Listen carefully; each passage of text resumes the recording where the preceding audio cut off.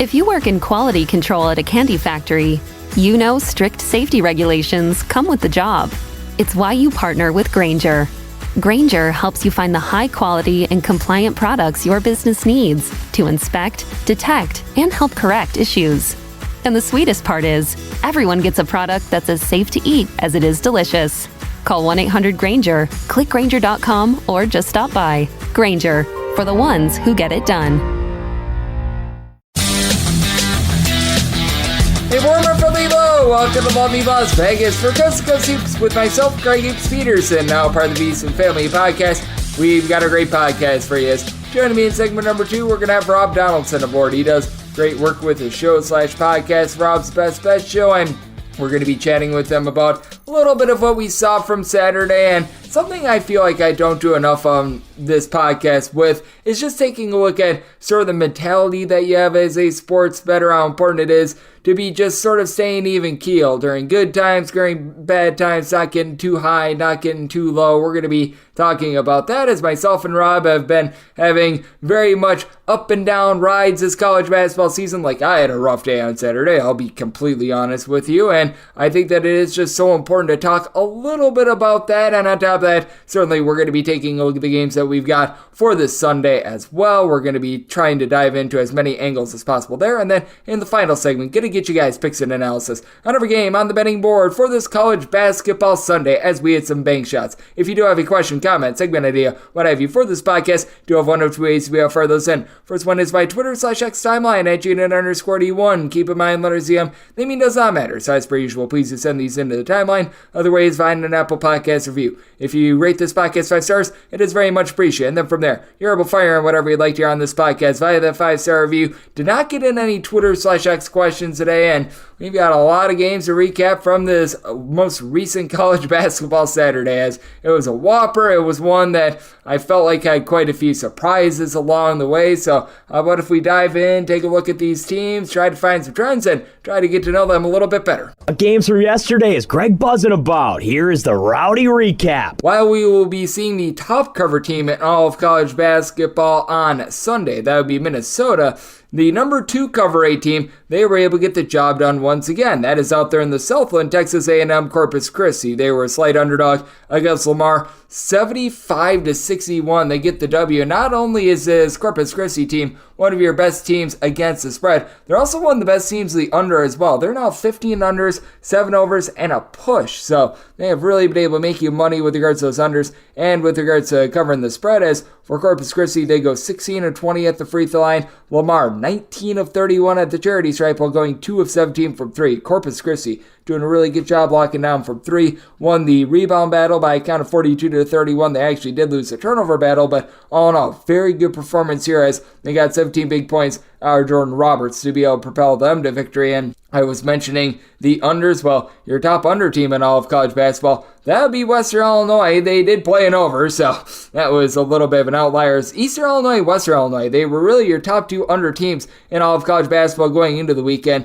And both of these teams did play overs on Saturday, with Tennessee Tech taking down Eastern Illinois by a count of 75-67. You had a total on that game more around about a 133.5, and then Western Illinois, they are able to knock off Southern Indiana by a count of 82-76. This was a closing total that was more in that high 130s, low 140s sort of range. So both of those teams do fly over the total, but we've got to take a look at the ranked teams before we take a look at some of the other specials that we've got in college basketball. And we did see Houston in overtime get it done against Baylor. This by a count of 82-76. It's been a little bit of an up-down year from a betting perspective from Houston, but Houston, just in terms of a straight-up perspective, this team has been an absolute bulldozer, and Baylor actually falls to 15-9-2 against the spread. It looked like Baylor was really going to get blown out of this game. They go down 16 points in the late first half. Houston really had control throughout, but they were able to force overtime. As for Baylor, they do go 10 of 25 for 3, while Houston was just 6 of 21 from distance. But Houston, they win the turnover battle by a count of 19-8. You did actually have Baylor win the rebound battle with having 17 points, 13 rebounds out of Jalen Bridges. But all in all, another quality showing from Houston and another quality showing from North Carolina. They're able to take down Virginia by a count of 54-44, and this is not great for Virginia's offense. In the last 3 games, they have not broken the 60-point plateau. Yeah, that's relatively rough, and they have scored more than 66 points just once this month, as North Carolina just put these guys in handcuffs. For Virginia, they shoot 27.5% from the floor, 2 of 14 from 3-point range. Now, North Carolina, they themselves shoot about 32% from the floor, but they did a nice job winning the rebound battle 43-39. Armando Baycoat, along with Harrison Ingram, they combined for 23 rebounds, 17 points between the two of them, as Cormac Ryan was your top scorer in this game, 18 points. But a quality win for a North Carolina team that's out 16-11 against the spread, and your best cover team out there in the ACC is actually Pittsburgh. And Pittsburgh got it done once again against Virginia. 79-64 the final. Pittsburgh has actually been a relatively solid team to the under as well. This one just barely creeps over the closing total of 142.5, as for Virginia Tech, they go just 3 of 20 from 3-point range, so not a good day for the great state of Virginia. Meanwhile, Zach Austin, 14 rebounds, 5 blocks, 9 points for Pittsburgh, while Blake Hinson, he just continues to be a bucket getter. He was able to supply the team with 22 points, so nice good win there. Good win for Arizona, although there are some places that had this line up as high as 17. A lot of places close this more around to 16.5. They just miss out on a cover, as for Arizona, they were able to run and hide with this one. 91-75 the final. This was never really too much of a game, as for Washington, they go 9 of 30 from 3-point range. Nate Calmezzi, welcome back. He was able to give the team 15 points off the bench, but for Arizona, Caleb Love, he just continues to be oh so terrific, 28 points, and then Umar Ball, 14 points, 14 boards. So Arizona, after they take that loss to Washington State, they're able to pick themselves up. And speaking of Washington State, not so great of a performance for them. Arizona State apparently carried the momentum that they had from Thursday, where they were able to force overtime, into what they were able to do on Saturday, as Arizona State, they get the job done by kind of 73-61. By the way, Arizona now 17-10 against the spread after that, and Washington State just 15-13 against the spread, so they've been a pretty indifferent team to making you money. For Washington State, just a ghastly performance from 3-point range, 3 of 18 from distance. Meanwhile, Arizona State team has been rough with their 3-point shooting all season long, 6 of 14 from the outside, with Frankie Collins, 14 points, 6 boards, 3 assists. He was able to do a nice job to be able to get Arizona State that win. Also being able to get a big win out there in the top 25. How about South Carolina? They go on the road. They win by a count of 72-59. And this South Carolina team has been one of the most profitable in all of college basketball. Now 19-8 against the spread. For Ole Miss, they've been priding themselves on 3-point shooting all season long. 3 of 16 from distance. I believe that Allen Flanagan threw a little bit of a cheap shot in this one. Ole Miss goes 20 of 32 from the free throw line, and for South Carolina, they were able to get 17 points out of the Mack truck, BJ Mack, to be able to get them to the window. So that was a nice win. Fortunately, our DK Network Rhode pick took a loss. I had the under in Illinois versus Iowa. It's a day that I want to forget in the Circuit Challenge, and those days do happen. I went from being 11-4 in 3 weeks to posting up a nice hearty 0-5. It does happen to the best of us. Trust me, if you have not had a bad day of sports betting, you have not bet enough sports in general. So that's something that hopefully we can move past. But that said, Illinois 95-85. They're able to get it done in this one, as Coleman Hawkins had 30 points, 5 steals, 5 assists for Illinois. They're able to win the rebound battle 38-32, unfortunately for the under. This was caused by the fact that these two teams went a combined 44 of 55 at the free throw line, so that was a little bit brutal. Meanwhile, for Iowa, they go just 4 of 12 from 3-point range, but they did have Mr. Dix, Josh Dix, be able to provide the team with 20 points in that one. And then you did see Central Florida at home be able to get it done against Texas Tech, this by a count of 75-61. It's been a Texas Tech team that's been a little bit all over the place this season. Meanwhile, for Central Florida, they've been a tough customer at home. Away from home, not necessarily so terrific, but this Central Florida team was really able to separate late, as Darius Johnson was able to chip in their 16 points, and Texas Tech has really been more of an offense-oriented team. They go just 8 of 28 from 3-point range. Meanwhile, Central Florida, how about a nice hearty 6 of 12 3-point shooting expose from them? And how about this shooting expose?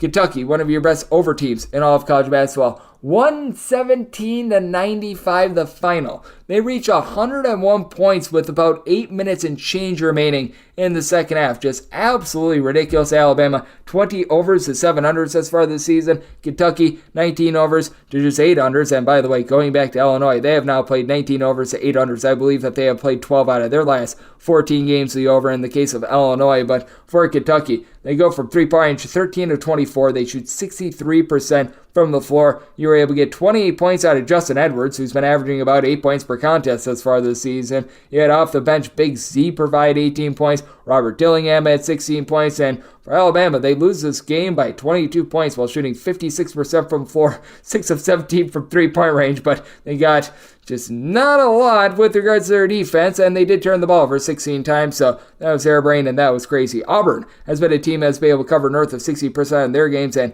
they get this one done against Georgia, 97-76, as they go 14 of 26 from 3-point range. Georgia did go 25 of 31 at the charity stripe, but not a good showing here for Georgia, as you did have Noah Thomason provide 18 points, but for Auburn, how about Gianni Broome cleaning up with 16 points, 13 rebounds, and Chad Baker-Mazara, 25 big points out of him. So Auburn was able to put a hurting on their opponent. Connecticut, they were able to do a very nice job as well after they had taken a loss a little bit earlier in the week. They took out their frustrations on Villanova, being able to get the job done 78-54. UConn now 17-11 against the spread, and we'll get to DePaul in a second. They are not that. They are actually the opposite at 9-17-1 against the spread, but Villanova just could not hit a shot. 3 of 24 from 3-point range. Eric Dixon, he goes 2 of 8 from 3-point range. That means that the rest of the team, they went a good hearty 1 of 16 from 3-point range. Meanwhile, for UConn, they go 20 of 22 at the free throw line. UConn was able to do a good job of winning the battle on the glass as well. 46 of 32. Tristan Newton, triple-double.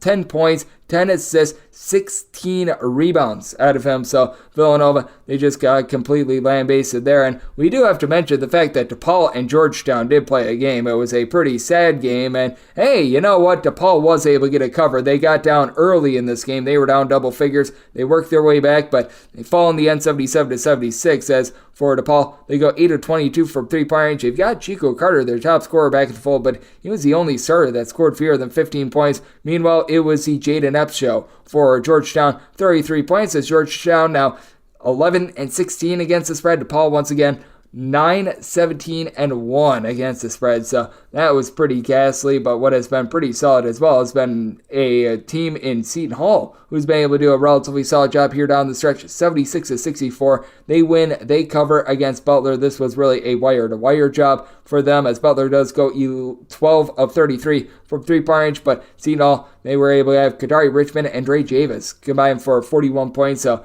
they were able to get that one in. In terms of your other top 25 teams, St. Mary's just continues to pound teams, 88-62. They just completely mollywhopped San Diego, as they were really able to separate in the second half. First half, it was actually somewhat snug, and then you had that big run in the second half from St. Mary's to be able to separate as they go 11 of 24 from 3, shoot 56% from the floor, and they win the rebound battle by a count of 37-28. So they've been really able to pick things up after the rough start to the season, and now all of a sudden they find themselves back at 15-13 against the spread. It's actually been Santa Clara, though, who's been your best cover team out there in the WCC. They lose, but they were able to get a cover against Gonzaga, 94-81. The final, they were about a 15.5-point underdog, as both of these teams were just flat out hitting shots. Santa Clara 11 of 27 from 3-point range, 8 of 16 for Gonzaga, with Nolan Hickman going 5 of 7 from 3, so that's a good sign for the Bulldogs. They were able to get the job done there. And speaking of being able to get the job done, how about this just absolute lambasting that San Diego State was able to put on Fresno State? 73-41 the final. I mean, this game was at one point 36-10 late in the first half. So this was about as thorough of domination as it gets. Fresno State shoots 24.5% from the floor, and San Diego State wins this game by 32 points while going 8 of 27 from 3-point range. They won the turnover battle 7-5. They won the rebound battle 52-34. Just not a good effort here for Fresno State ever since Eduardo Andre 3000 has been out of the fold. That's been rough, and talk about rough. New Mexico as about a 19 to a 20 point favorite at home. They lose to Air Force, and New Mexico has actually been a really good cover team. They're now 17-10 against the spread, 78-77 the final. For New Mexico, they shoot just 3 of 16 from three-point range, and then you had Air Force go 11 of 25 from three. If you had this money line, you were paying for the drinks on Saturday, to say the least. As for New Mexico, you did have your trio of guards actually have a relatively solid performance out of intent. Jamal Mashburn Jr., they combined for 30 points, and then you did have Jalen Ellis. He was really the weak link of the three. He only had 8 points, but Nelly Jr. Joseph, 17 points, 9 rebounds, but that said, for New Mexico, even though they won the rebound battle 40-25, they lost the turnover battle, and they just could not stop Air Force from three-point range. And UNLV, they're able to get a win over a ranked team, and UNLV is out 15-9 against the spread. This for a team that lost by 32 points at home earlier in the season to Air Force themselves, 66-60 the final. Ever since that ghastly loss, UNLV has been a different team. They win the rebound battle 34-27, 23 big points out of really one of the most underrated freshmen in all of college basketball, Deaton Thomas Jr. He was able to do a nice job of chipping in their 6 boards as well, so that was a relatively quality win. And Boise State, they've been able to make you some money recently. They cover against Wyoming by a count of 92-72, so you had a lot of interesting results out there in the Mountain West, and we've been giving a lot of shine to a lot of these teams that have been able to cover the spread. How about if we give a few more before we take a look at some of the, shall we say, disappointments that have been fades as far this season? CSUN, they're now 20-7 against the spread. They, along Texas A&M, Corpus Christi, are your top 3 cover teams in all of college basketball. CSUN has a slight underdog of about 2 points. They get it done against Cal State Fullerton, 65-60 at the final, and CSUN wins this game while shooting 2 of 18 from three-point range, as Fullerton, they go 7 of 20 from three-point range, but where CSUN won this game, they won the turnover battle 17-7. This is just a very smart team with Jashawn Ellen-Ikens, Deontay Bostic, 2 guys that hung with the program even with the coaching change. They combined for 38 points to be able to will this one in for victory. Richmond, the Itsy Bitsy Spiders, have been a really good cover team. Not able to cover on Saturday though, 66-63. They get the win, but as about 5.5 point favorites, they're unable to cover against Davidson. For Richmond, they've had a little bit of a tough time on the glass this season, and that's what costed them the cover in this one. They lose a rebound battle 37-29, but you did have Jordan King be the king with 15 points, does shoot just 2 of 10 from three-point range for Davidson. How about 23 points and 11 rebounds out of Reed Bailey to be able to keep them competitive in this one, despite the fact that Davidson, they themselves went just 6 of 22 from three-point range. Another team that's been able to make you a lot of money, Iowa State, but they got a little bit of a test from a West Virginia team that all of a sudden is playing better basketball. 71-64, Iowa State, they get the win, but they do not get the cover. And for West Virginia, they've dealt with injuries all season long, but now they're getting the most out of their backcourt, as you had Kirk Risa be able to go 4 of 7 from three-point range. The team as a whole goes 10 of 24 from distance. Now West Virginia loses the turnover battle by a count of 23-13, but they did have down low Jesse Edwards provide 10 points, 8 boards, 4 blocks to be able to keep them lively, as Simon Lipsby was able to help Iowa State be able to get the victory in this one, but no cover for them, and there was a cover for this team. UT Arlington, the Mavericks, are now 18-8 against the spread themselves. They're able to get the job done against Utah Tech by a count of 89-78.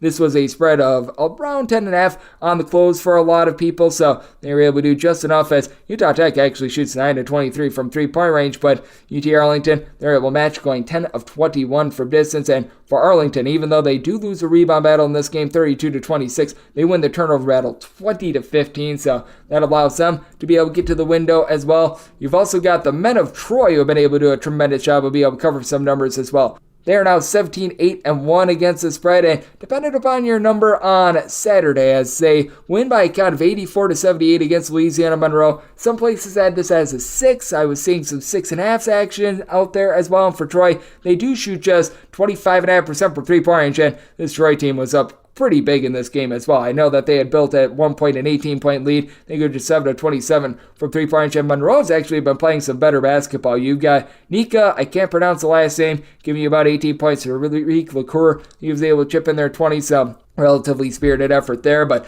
how about if we take a look at some of the teams that have been very fadeable all season long? In Pacific, they have been your worst cover team all season long. 6-22 against the spread, and against a team in Loyola Marymount that had 6 scholarship players. they get lambasted. 86-63 the final for Pacific. They would not score a point in the final 3+ minutes in this one as well. Just absolute sadness for this team. They do actually shoot 40% from 4, which for their standards is not too bad, but they lose a turnover battle 6-3. They generate 3 turnovers in a 40-minute game against a team with 6 scholarship players. So that has been not too terrific. Now, another team has been pretty solid against the spread, San Francisco. As long as we're on the WCC, we'll give them some credit. Win and cover against Pepperdine 92-68 as you had Nadio Newberry be able to chip in there 19 points. And Javon Porter, the brother of Michael Porter, 23 points for Pepperdine as well. But IUPUI, they're going to be in action on Sunday. They're your second worst cover team in all of college basketball.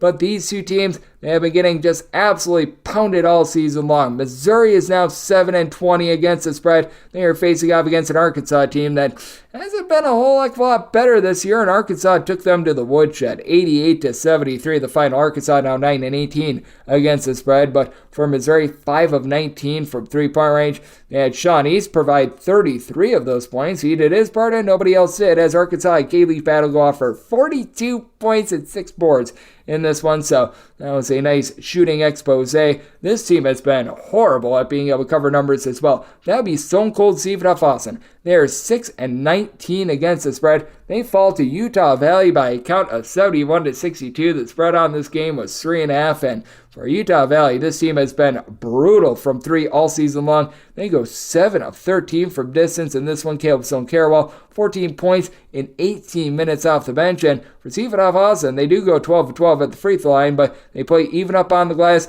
They're still missing Day Hall, who's been out with an injury, and that was another brutal one for them. This has been a brutal team all season long as well. You got Old Dominion currently sitting at 7-20-1 against the spread, and Old Dominion, they were able to get a triumph over Coastal Carolina. 75-59 the final. For Old Dominion, they do hold Coastal Carolina to shooting just 5 of 22 from three-point range. You also had Old Dominion win the turnover battle 17-7 as you had 33 big points in this one out of Tyrone Williams. So a little bit of credit where credit is due there. And then we've got a Michigan team that's going to be in action on Sunday as a double-figure underdog at home, which that's just absolute sadness, the fact that we've gotten to that point. But I mean, just all across the great state of Michigan, there's been some not-so-great basketball being played. Michigan State has been able to hold up their end of the bargain, but Detroit now 8-21 against the spread as they are going to be in action on Sunday as well. But the team that nobody's talking about in terms of their stinkitude, how about what Northern Illinois has been doing?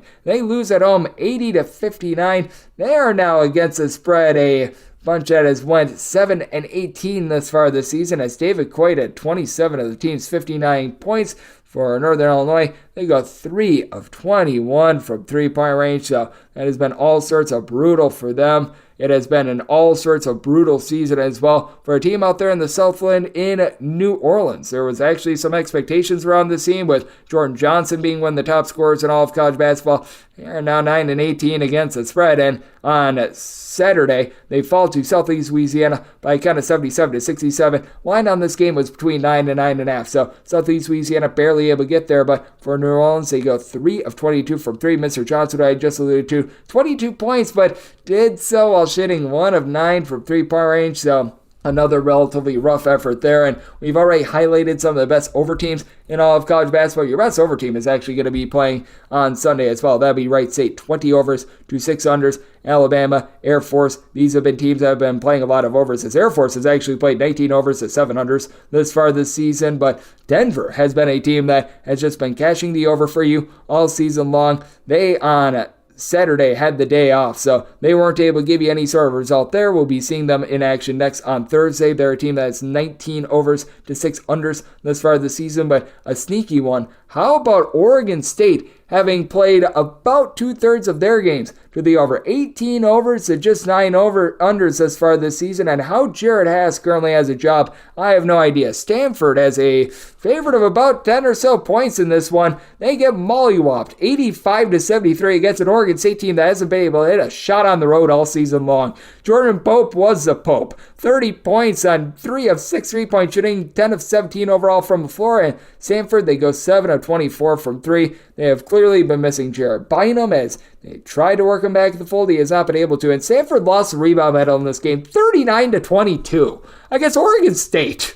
Like, good grief. How dumb is Jared Haas to not be able to get his team to be able to play, like, even close to even up on the glass against Oregon State? How that man has a job, I have no idea, but we digress. There's been another team that has been pretty solid to the over that has been quite sneaky as well. Gardner-Webb is typically a little bit more of a defense-oriented team, but they have now played 18 overs to just 8 unders. You saw another hair-brained game for them on Saturday. They actually went on the road against UNC Asheville by a count of 78-77. Total was in the low 150s, so you're able to get the over there as Gardner-Webb went 12 of 24 from three-point range. Julian Sawarmo, he was able to Sawarmo UNC Asheville 16 points. He goes from three-point range, 4 of 8 from distance, and Drew Pember, he just did not have it in this one. He gives you 6 points, 9 boards, 6 assists, 5 blocks, but just was not able to hit his shots as it was Fletcher Abey who tried to bail the team out with 16 points as for UNC Asheville, very interestingly, by the way, off the bench they had 43 out of their 77 points. You don't see that every day, and then if you're looking at top under teams, we've already looked at a few with regards to the directional Illinois schools.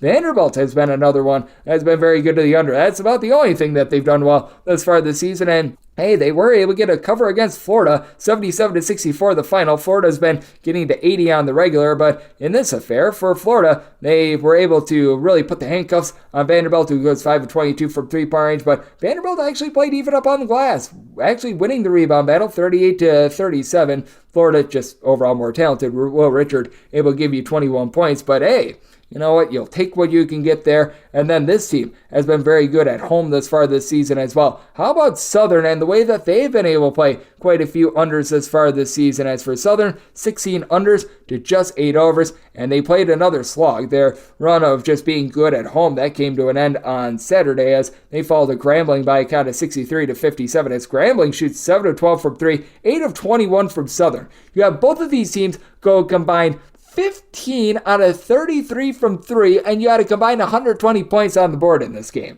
That was wild, to say the least. Both teams had 14 turnovers, so that was one where it was a strange game, to say the least. And then you've also had Dartmouth be a very good under team for you as well. Shock, surprise, surprise. 15 unders to just 7 overs. On Saturday, it was much of the same. 68-56. They fall to Princeton at home. Princeton was laying 15.5 points, so they were able to get the cover. But for Princeton, they win this game while going 10 of 35 from three-point range. As Dartmouth, they actually shoot 8 of 21 from distance. Problem was, they lose the turnover battle by a count of 14-7. They weren't able to do anything on the interior whatsoever as well. And for Princeton, they've got a guy by the name of Caden Pierce, who was able to give you 22 points, 11 boards. So we had a jam-packed college basketball Saturday. Tried to recap as much as humanly possible. And if you're taking a look at the landscape of college basketball over the last 7 days, home underdogs starting to make a little bit more of a surge. 53-51 against the spread, and home teams overall hitting at about 51.7% over the last 7 days. Meanwhile, overs and unders very even Steven. 161 overs, 161 unders, and a few pushes along the way. Overall for the season, overs hitting closer to about 51.1%. 2,392 overs, 2,286 unders, and quite a few pushes along the way, with home underdogs still hitting at just 49% for the season.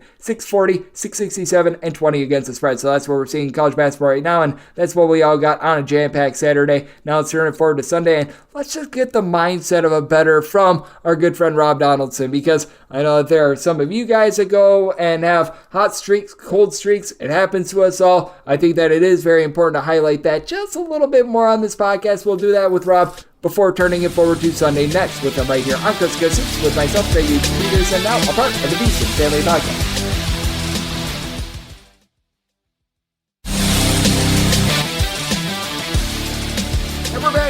Las Vegas for Gissett with myself, Greggy Peterson, now a part of the Beast Family Podcast. It is always great to be joined by this man as Rob Donaldson. He does great work with the show/podcast, Rob's Best Bets Show, taking a look at all things college basketball. I know that he has been hard at work trying to be able to decipher a sport that sometimes it feels like there's no possible way of being able to decipher, but this man does so also well. You're able to follow him on Twitter/X at RobDFB altogether. And Rob, it is always a pleasure, my friend. Thank you. Yeah, thank you for having me on, Greg. And yes, there are some tumultuous times when you're betting on college kids, especially when, you can account for the first 40 minutes, but then you can't count for 45 sometimes, and that's where you might get burnt when it goes to overtime. So yes, some up and downs for sure, but it all evens out over time. That's how I kind of got to rationalize it in my brain. Yep, and when it comes to gauging college basketball, we always look at the analytics and everything like that, but I do think that you hit on something important.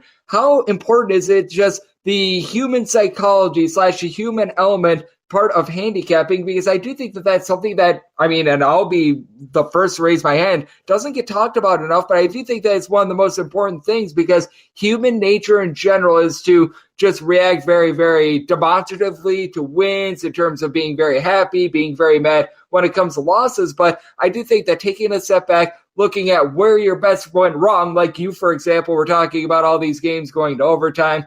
A few days ago, had a bet on the Fairfield game versus Quinnipiac where the under doesn't hit because both teams go a combined about 47% from three-point range. And I think that it's very important to be reflective of the fact that sometimes it's just bad handicapping and sometimes you're just on the wrong side of a just utter calamity of a game. It's honestly tough. And I'm going to be the first one to say that, I don't have a rigid computer system that just kind of spits out the bets that I'm going to place that day.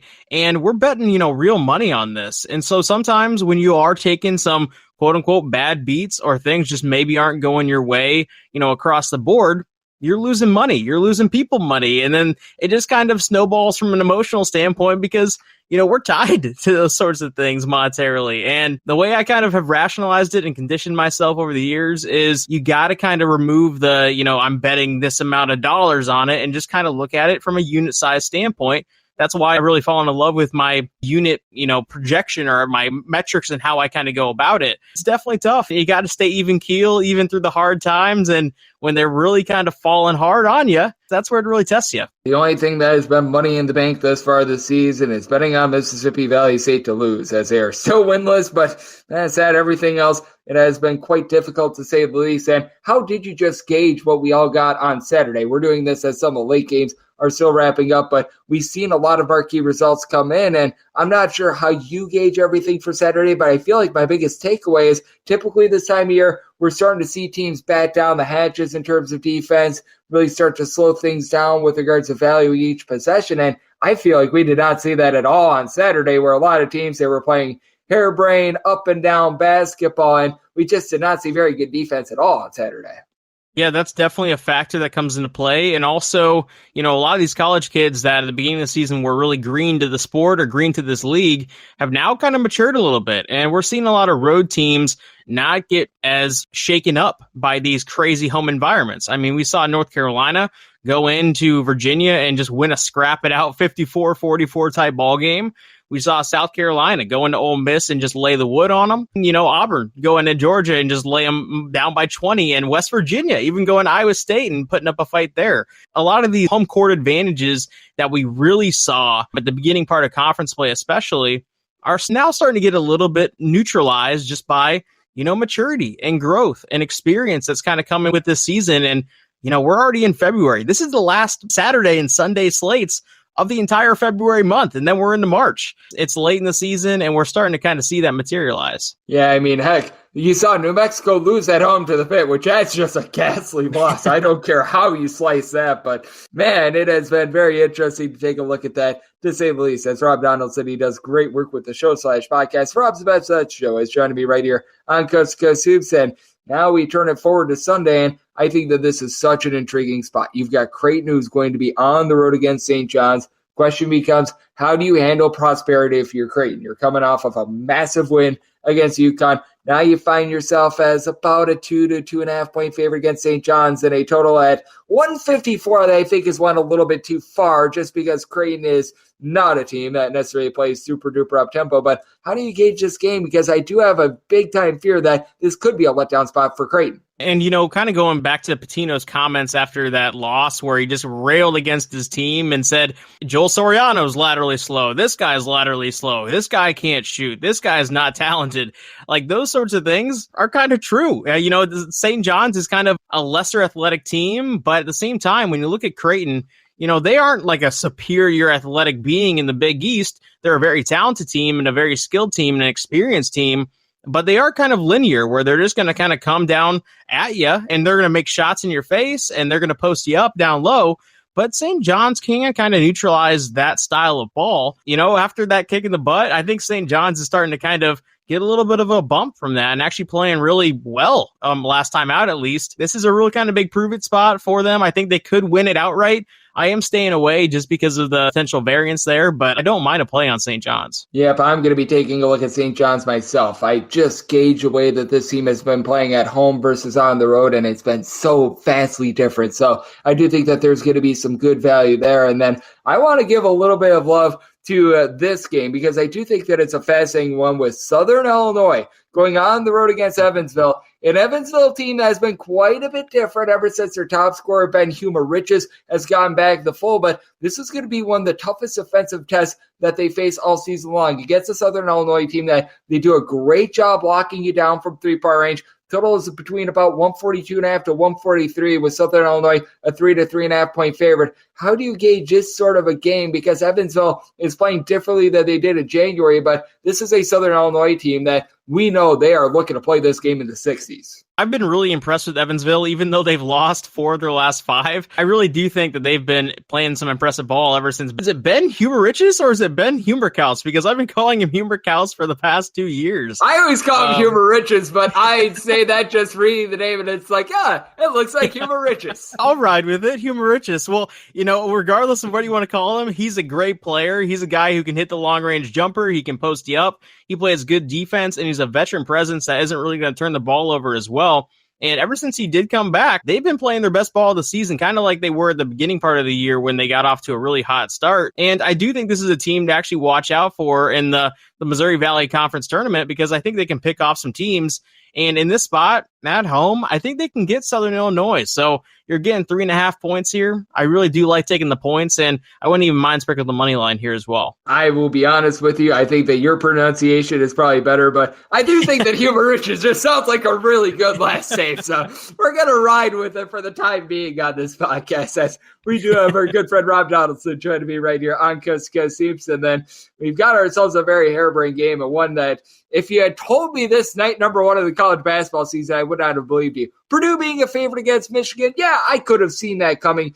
Purdue being a 13 to 13.5 point road favorite against Michigan, I did not see coming. Tulane's game is 151.5. How do you gauge this one? Because with Michigan, I've been thinking the last few weeks, it's like, all right, they have finally hit rock bottom. And every single time I have thought that they have hit rock bottom, nope, they've got further to go. It's so bizarre because, one, you got the Doug McDaniel saga where he can't play these road games because of, the academic things that are going on with him. And now Olivier Kamwa is out for the season with an injury. And Terrence Williams, 2 games ago, missed the game with, they're calling it flu-like symptoms or personal reasons. I don't really know. Now he might be back. And then Will Cheddar, last time out, actually ends up missing the game with the same kind of diagnoses. So who knows who's playing this game? I don't think Michigan even cares if they play this game. It is pretty crazy when you kind of looking at this at the start of the year and seeing this potential number with Michigan at home.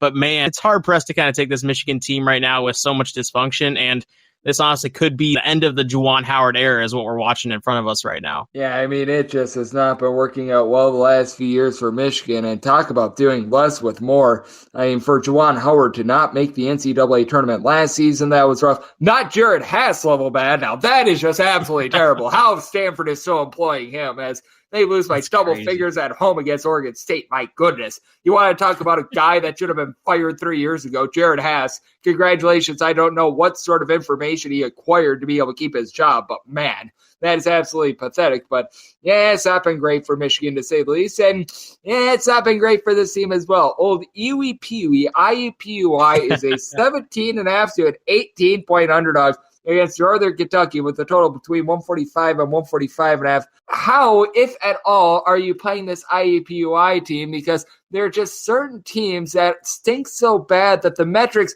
have a tough time being able to gauge your stink, and IUPUI is towards the top of the list. 100%. And I will just kind of preface this pick with, I'm not going to bet this game because of that kind of high variance with IUPUI. And also on the other side with Northern Kentucky, if you want a sleeper to win the Horizon, this is your team. I think they've been playing really great basketball.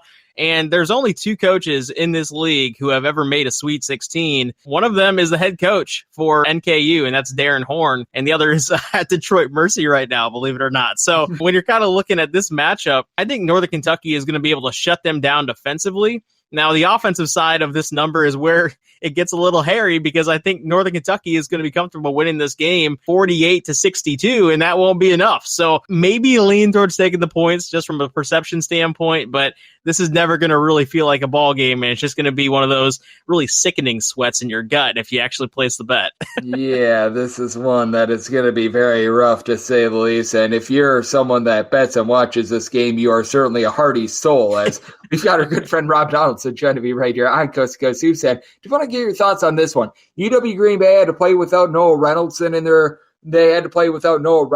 last game, and now they play out to Youngstown St as a 5-point home underdog. Total on this game is 142.5, and it does not sound like Noah Reynolds is going to be back. I could be proven wrong, but it sounds like he's dealing with a bit of an ailment, and even if he's out there on the floor, I highly doubt that he's going to be 100%. How do you gauge this game? Because the one thing that puts me on Youngstown State currently at the 5 is that I just dug in on Youngstown State. They've actually been better defensively on the road rather than at home, and these are the teams I really treat like gold. This is one where I was kind of monitoring that situation to see if he would play, and I kind of came to the mindset of, like you just said, even if he does play, is he going to be 100%? Do I really want to actually place money on a guy who may not play and may or may not even be, viable for 20 minutes or above 20 minutes even? I stayed away from just like the sides in this game. I'm definitely taking a peek at the under there, and I still have some research I want to do before I actually place a bet, if I do place a bet on that game. But right now at 142.5 is where I'm kind of seeing that line on a couple books. I do like leaning towards the under in that spot. And UW Green Bay has actually been a pretty solid three-point shooting defense. Youngstown State, as I mentioned, they're giving up fewer points per possession away from home rather than at home. So I do like where you're going there, and I do agree with you on that front as well, especially if you don't have Reynolds in the fold at all in this game. And even if you get like 20 minutes out of him, how much of an impact is he going to make? So I'm in agreement with you there. And then I do take a look at this spot, and I do think that it's intriguing as well because Memphis has been all sorts of dysfunctional recently. And man, talk about another coach that is doing less with more.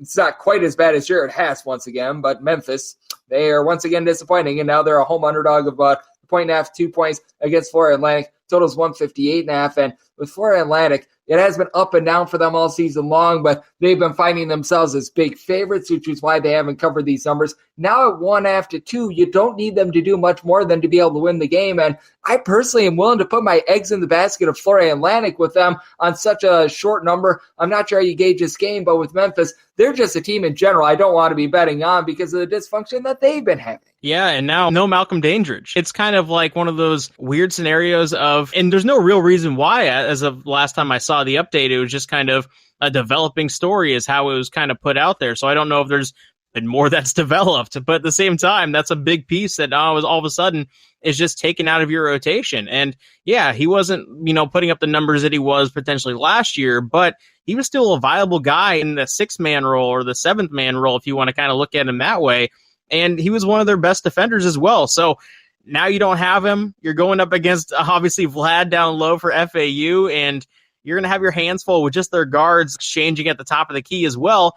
Man, if you're betting Memphis, you're a brave soul. I can't get behind that side. I think Florida Atlantic could potentially just kind of win by 5, 6, 7, maybe even double digits in this spot. So I'm all over FAU here. Yep, I am right there with you, and I love the fact that Florida Atlantic has just continued to be very consistent on offense, have not loved the defense of this team, but the offense has been able to get going in Memphis. They have not been doing a tremendous job with regards to the offense, to say the least. And then the nation's best cover team that is going to be coming to the forefront Sunday night, that would be our good friends Minnesota, are 23-3 against the spread and are 6.5-point underdogs on the road against Nebraska. And I don't know how you've been gauging this Minnesota run, but I don't really put any stock into the 23-3 against the spread record. It plays no real part in my handicapping. I just handicap the game as if they were like, I don't know, I have to do the math. I think they played 26 games, so that would make them 13-13 against the spread if they were 500. I gauge them the same now as they would if they were just 500 against the spread. But once again, I'm seeing value here on Minnesota. I'm not sure how you take a look at this, but every single time I think the number's going to adjust on Minnesota, it doesn't. And it feels like Minnesota is just all throughout the year, they've been getting better and better with every game. Yeah, and I'm kind of similar in that boat to kind of what you just said about their against the spread record. It doesn't really factor into my handicap. I do like ATS trends in certain spots, but not when it pertains to individual teams in an individual season. You know, it's kind of interesting because I don't know where Minnesota's perception nationally lies, whether or not it's, you know, oh, this team is playing really great basketball, they're covering every game, or if it's just, you know, they're just kind of a mediocre Big Ten team around the 17-9 mark, and they're just kind of an afterthought in the national picture. But this has been a really great season under Johnson, and now they're going up against Nebraska, who is having a resurgence of their own under Fred Hoiberg. And when you're playing with expectations, that's kind of where the rubber meets the road, and you got to kind of figure out, you know, what your team is made of. Well, I think we're going to find out what Nebraska is made of here, because they could potentially be 20-8. I mean, what a crazy uptrend year for them, and they've been playing great basketball to boot as well. And I do think they end up covering this number at 6.5 is what I'm kind of seeing out there. But at the same time, I don't know if I want to kind of take the shot with them and ride the lightning with Nebraska. I think this is a wait and see how they kind of perform type of game. Yeah, with Minnesota, it's been absolutely incredible what we've been seeing out of them. And I mean, it really has overshadowed the fact that, to your point, Nebraska, they've really been able to rise up this year as well. A team that they were just out of control a few seasons ago under Fred Hoiberg. They were trying to play super fast in the Big Ten. They realized, I think we're going to need to scrap this a little bit. And they've been able to do a very good job with Casey Shomanaga, really being able to put the ball in the bucket for them. And Rob, we've got ourselves, in my opinion, a really good Sunday. We've got about 24 games in total. We've got some good high-quality action. Is there anything else that you're going to be taking a look at on the board that you're going to be betting? This is a great Sunday slate. I wish more were kind of in this same style, a mix of big high conferences and a lot of mid-major ball to fall in love with across the entire conference board.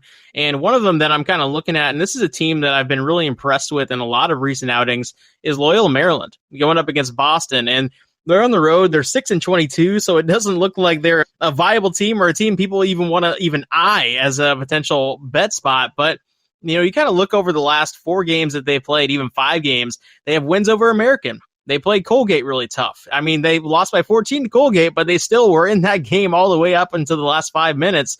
And then they have a 15-point win over one of the conference leaders in Lafayette. They played really well against a good Lehigh team on the road. I really do think that Loyola Maryland is potentially live in this game, yet they're getting 7.5 points. So that's definitely my favorite bet spot of the day, going up against Boston with that little bit of an inflated record, in my opinion. And so I'm all over Loyola Maryland. I think this is way too many points. I think there's a lot of value with this team moving forward. And what's interesting about that Boston U team that you're going to be looking to fade is that they've actually been significantly better with their defense on the road rather than at home. Now, Loyola Maryland is certainly not without their warts as well, but that said, it has been a Boston U team that has had a tough time being able to put the ball in the basket. Meanwhile, Loyola Maryland, they have not been doing a great job on defense as well. So it's a good old situation of something's got to give in a Patriot League where I do think that we're going to get some good action out there. The bracket bust and Bison only laying 4 to 4.5 against RV. That's one that I like as well. So we're going to be locked in there. And you, my friend, do such a good job of being able to gauge this card, Rob. I know that you're doing such good work with regards to college basketball. And soon enough, we're going to be breaking down some baseball as well in a little bit over month. So let the good people at home know it's on tap for you and how people can follow along on social media and other platforms. Yeah, well, as always, Greg, always really appreciate you having me on. You are definitely the gold standard at this, and we're all just kind of trying to chase you in terms of just putting out the great content and just great analysis that you do. But if you want to follow me and just kind of follow my bets and my potential videos for March Madness as well, you can do so on Twitter at RobDFB, or X rather, and on YouTube, just my name, Rob Donaldson is a great way to follow along. But as always, Greg, really appreciate having me on. Always great to have Rob aboard. He does such good work taking a look at this great game that we all know and love of college basketball. And every single time he joins the show, he lends such good insight. So big thanks to Rob for joining me on Coast to Coast Hoops, now part of the VC Family Podcast. And coming up next, it is that time of the podcast to give you picks and analysis on every game on the betting board for this college basketball Sunday as we hit some bank shots.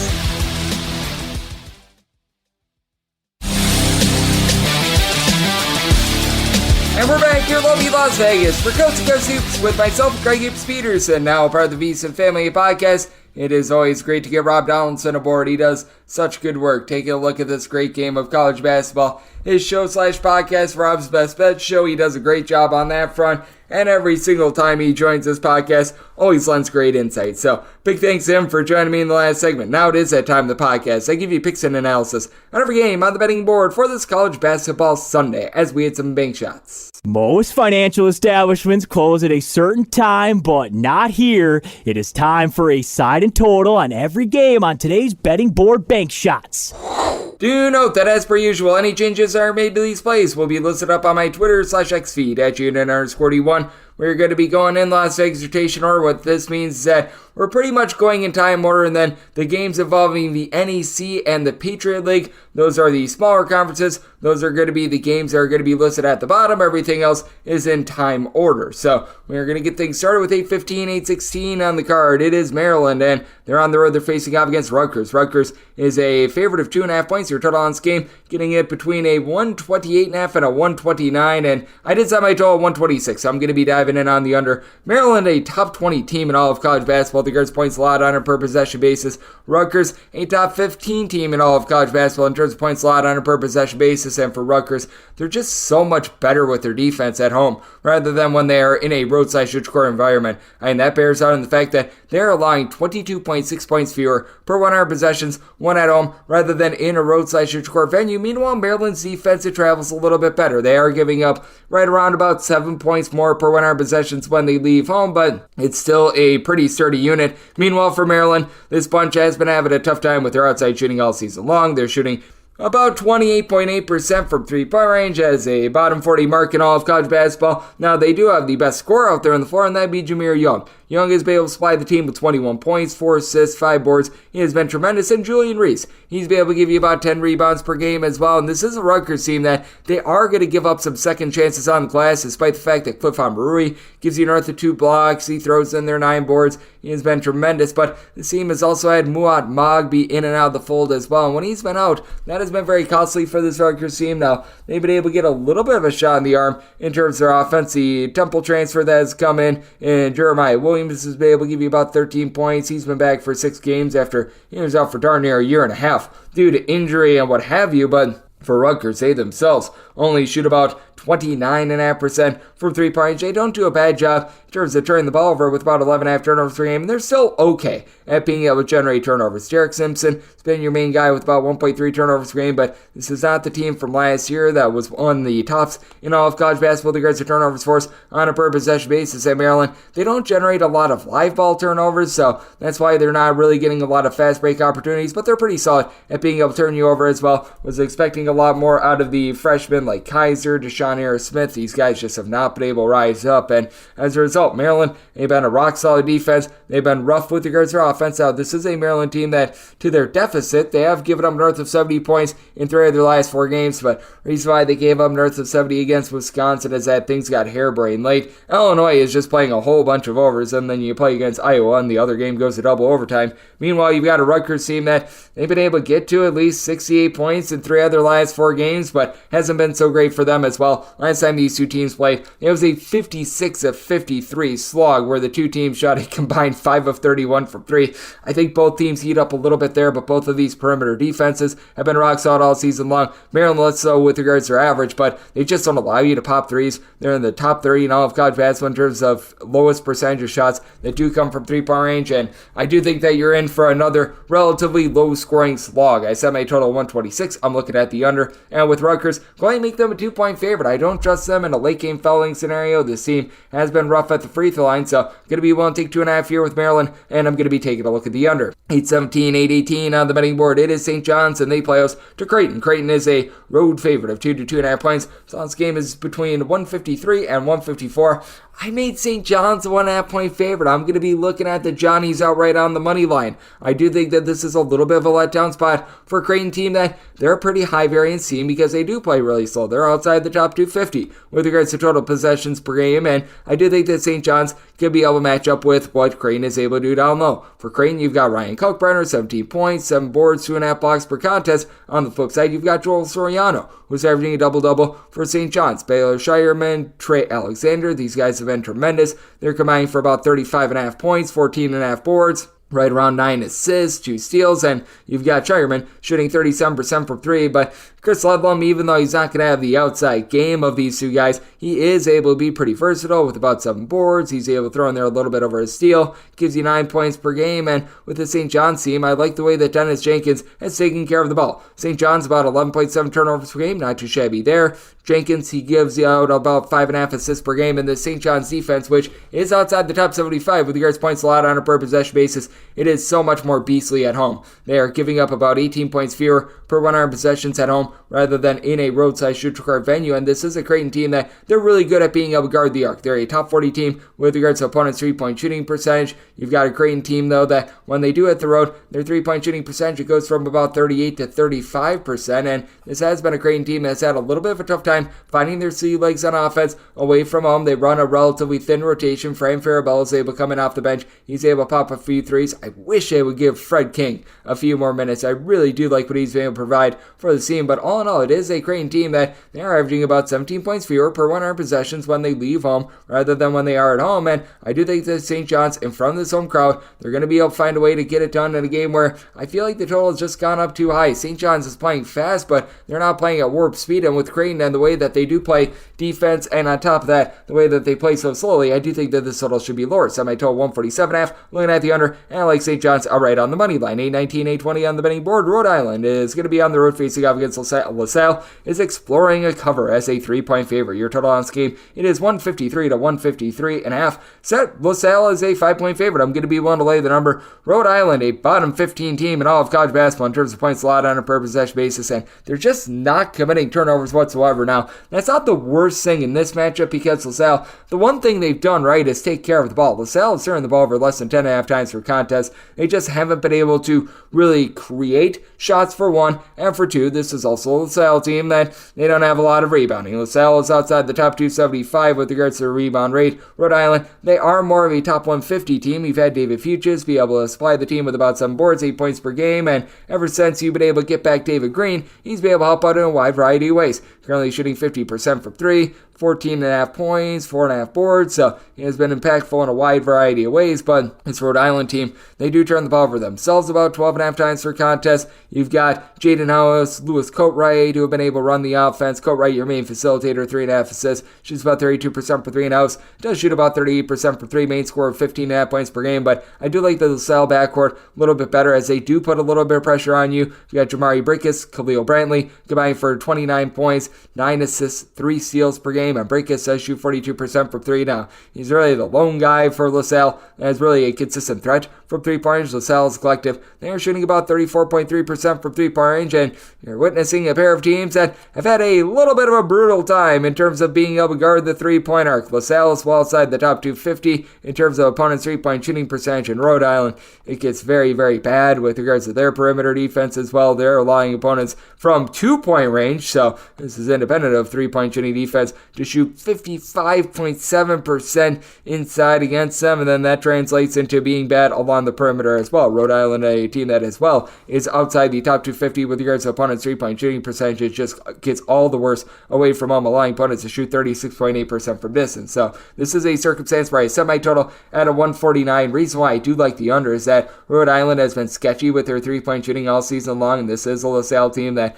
I do think is going to play a little bit better defense at home, and this has been a bunch in Rhode Island that they have been playing a little bit more slowly this season outside the top 150 with regards to total possessions per game. With LaSalle, they have been allowing opponents to shoot 37.8% from three-point range at home compared to 33% away from home. I think that irons out a little bit. I do think that LaSalle is able to get just enough down low out of Ruckus Josias, who's able to give you about 5.5 boards per contest, allowing to Sean Shepard to be able to hold up on glass. So, did set my line at 5. I'm going to be willing to lay with LaSalle, and also made my total 149, so also diving in on the under. 821, 822 on the betting board. SMU, it's a road face-off against South Florida. South Florida is a 1 to 1.5 point home underdog with your total between 146 and 146.5. I made South Florida the 2-point favorite. I'm going to be looking at them outright on the money line. Now for SMU, this has been a top 30 team in terms of points allowed on a per possession basis, a top 20 team in terms of opponents' 3-point shooting percentage, but I really like the way that this South Florida team has been able to play, and they've also done a nice job of running you off the 3-point line as well. South Florida is allowing opponents to shoot 30.5% from 3-point range at home. Overall, they're 38th in all of college basketball in terms of opponents' 3-point shooting percentage.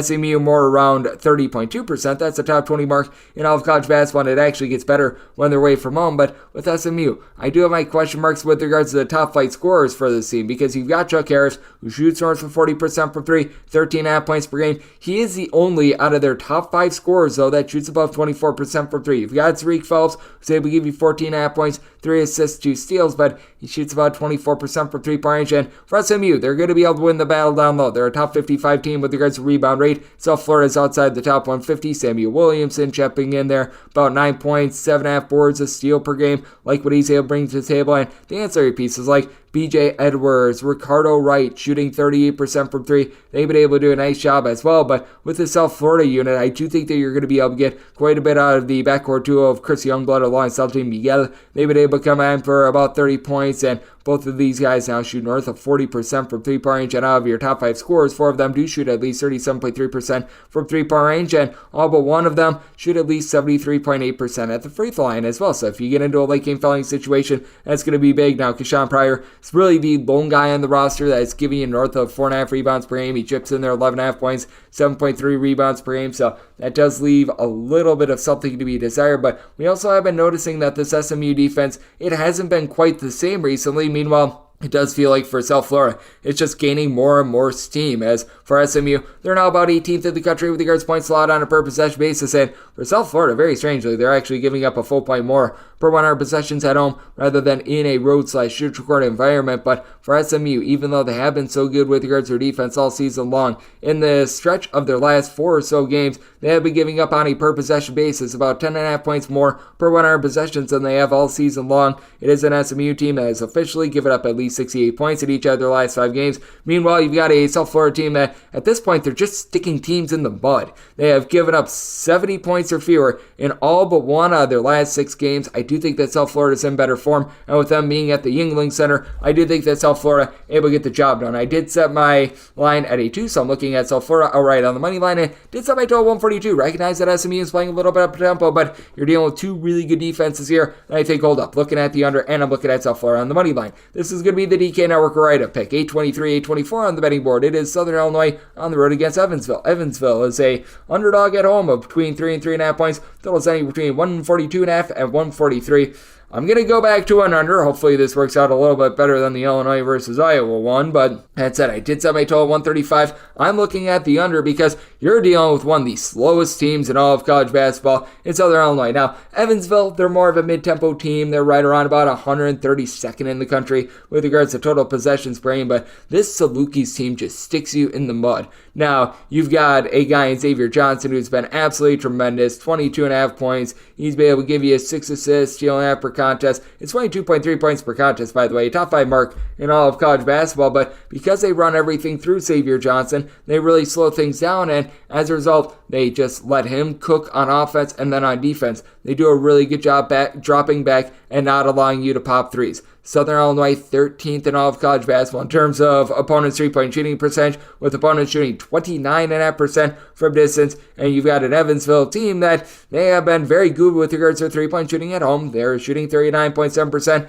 at home from 3-point range. That's a top 25 mark in all of college basketball. But I do think that Southern Illinois going to be up for the task here. Southern Illinois overall a top 120 team with regards to points allowed on a per possession basis. Going up against an Evansville team that, while they are about 230th in the country with regards to points allowed on a per possession basis, this Evansville team has been at their best at home. They're giving up 12.4 points fewer per 100 possessions at home rather than in a roadside neutral court venue. And for Evansville, they do a nice job of not allowing teams to be able to get those cheap second chances. They are 34th in the country in terms of fewest free throw attempts allowed per possession on defense, and they allow opponents to rebound just 22.3% of their missed shots in their home games. That is 50th in all of college basketball. In Southern Illinois, they've been able to do a nice job on the glass as well. Opponents are only able to grab about 23.5% of their missed shots in a roadside neutral court environment. They are 39th in the country with regards to defensive rebound rate, and while Johnson gets all the love, you've got Clarence Rupert down low, who's been able to give you about 6 boards, 8.5 points per contest. And for Southern Illinois, outside of Mr. Johnson,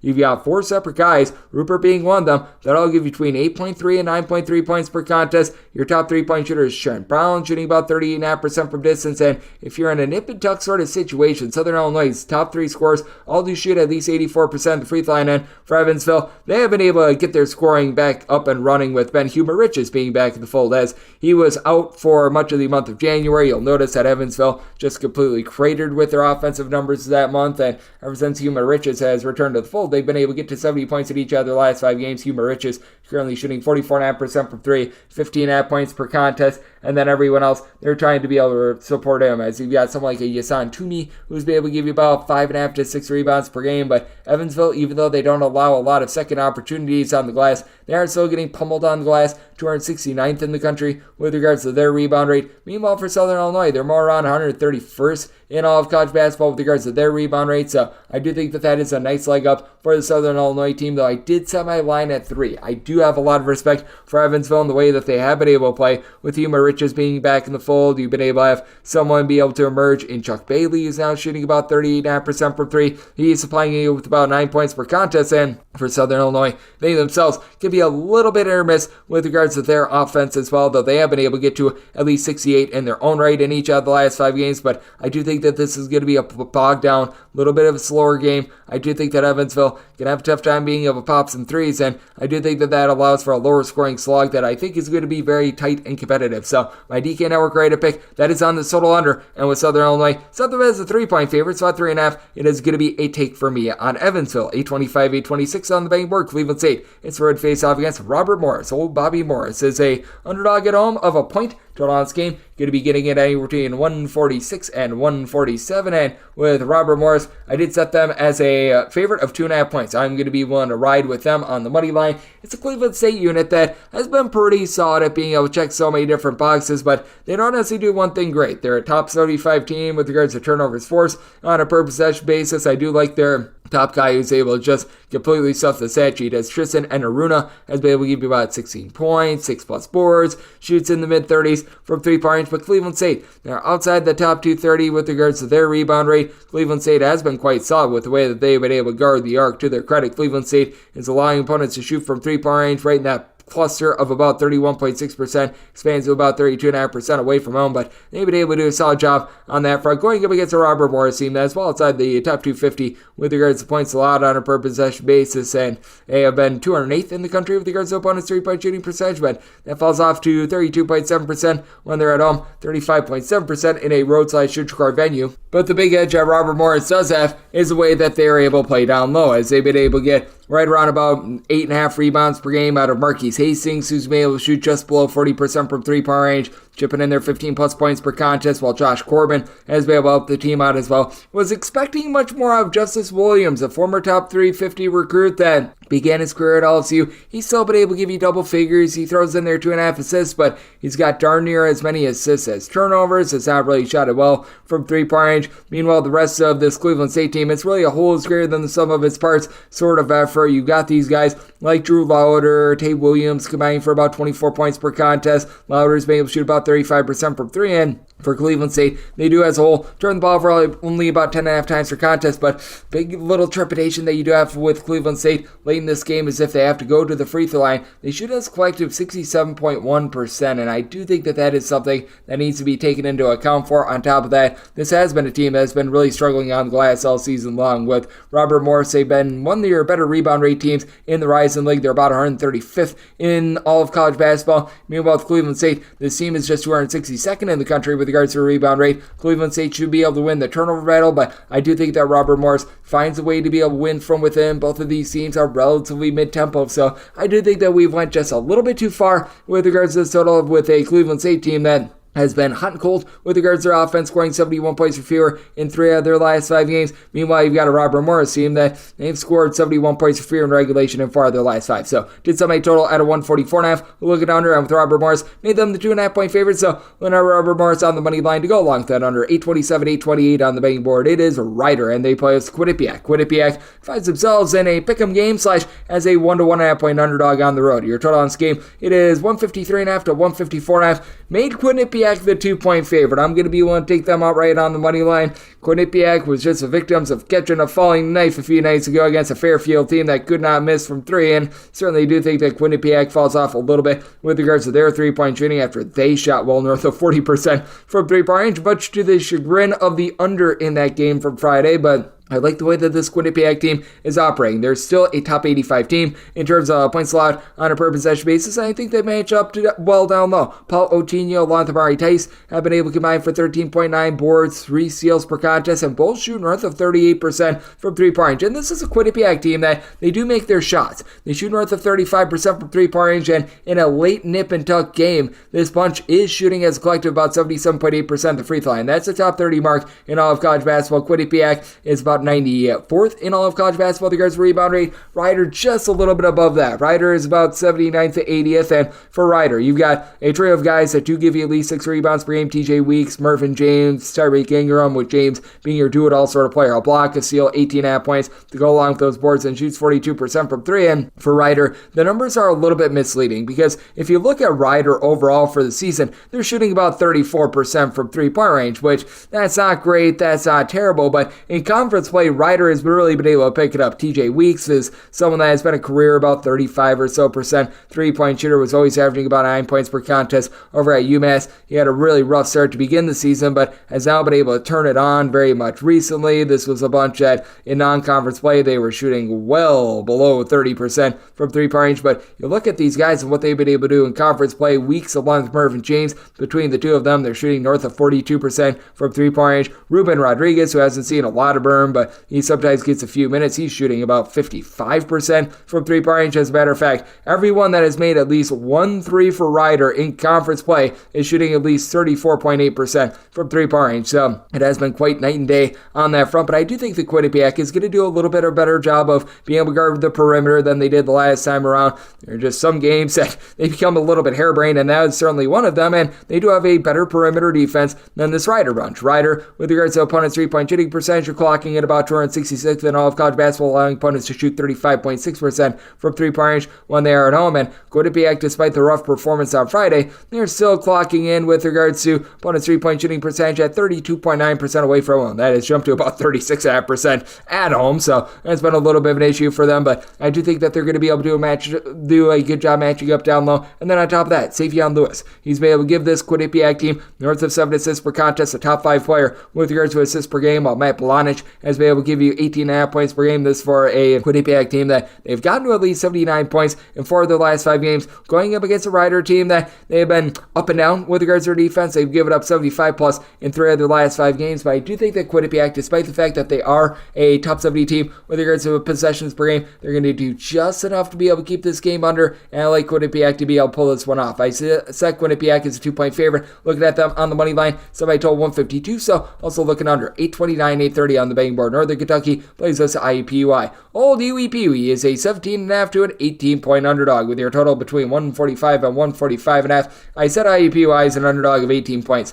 Not willing to lay much more than 17.5, but I'm going to be willing to lay it for IUPUI. They're outside the top 275 in terms of points scored and points allowed on a per possession basis, along with turnovers on a per possession basis, 3-point shooting offense, 3-point shooting defense. Right now, they've got Jalen Counter going for them. Jalen Counter has been able to give you about 15 points, or is in their 4 boards, has been respectable from 3-point range, and that said, there's not a lot else. Quanzi Samuels has been able to give you 5 rebounds per game, and the good news for IUPUI is that they go up against a Northern Kentucky unit that really doesn't have anyone that's batting down the hatches down low. They're about 240th in the country in terms of rebound rate. Trey Robinson has been able to give you about 6.5 rebounds per game, but past that, you haven't been able to get a lot, and this team has been dealing with the ailment to Sam Vincent all season. He went down just before Christmas, was very versatile with 13 points, 5 boards, and yet somehow, some way, this team has been able to persevere. They only shoot about 30.5% from 3-point range, but they've got a go-to scorer, Marcus Warwick, who's able to give you about 19.5 points per game. They've been able to find good versatility in LJ Wells, who's now shooting 40% from the outside, supplying the team with about 8.5 points,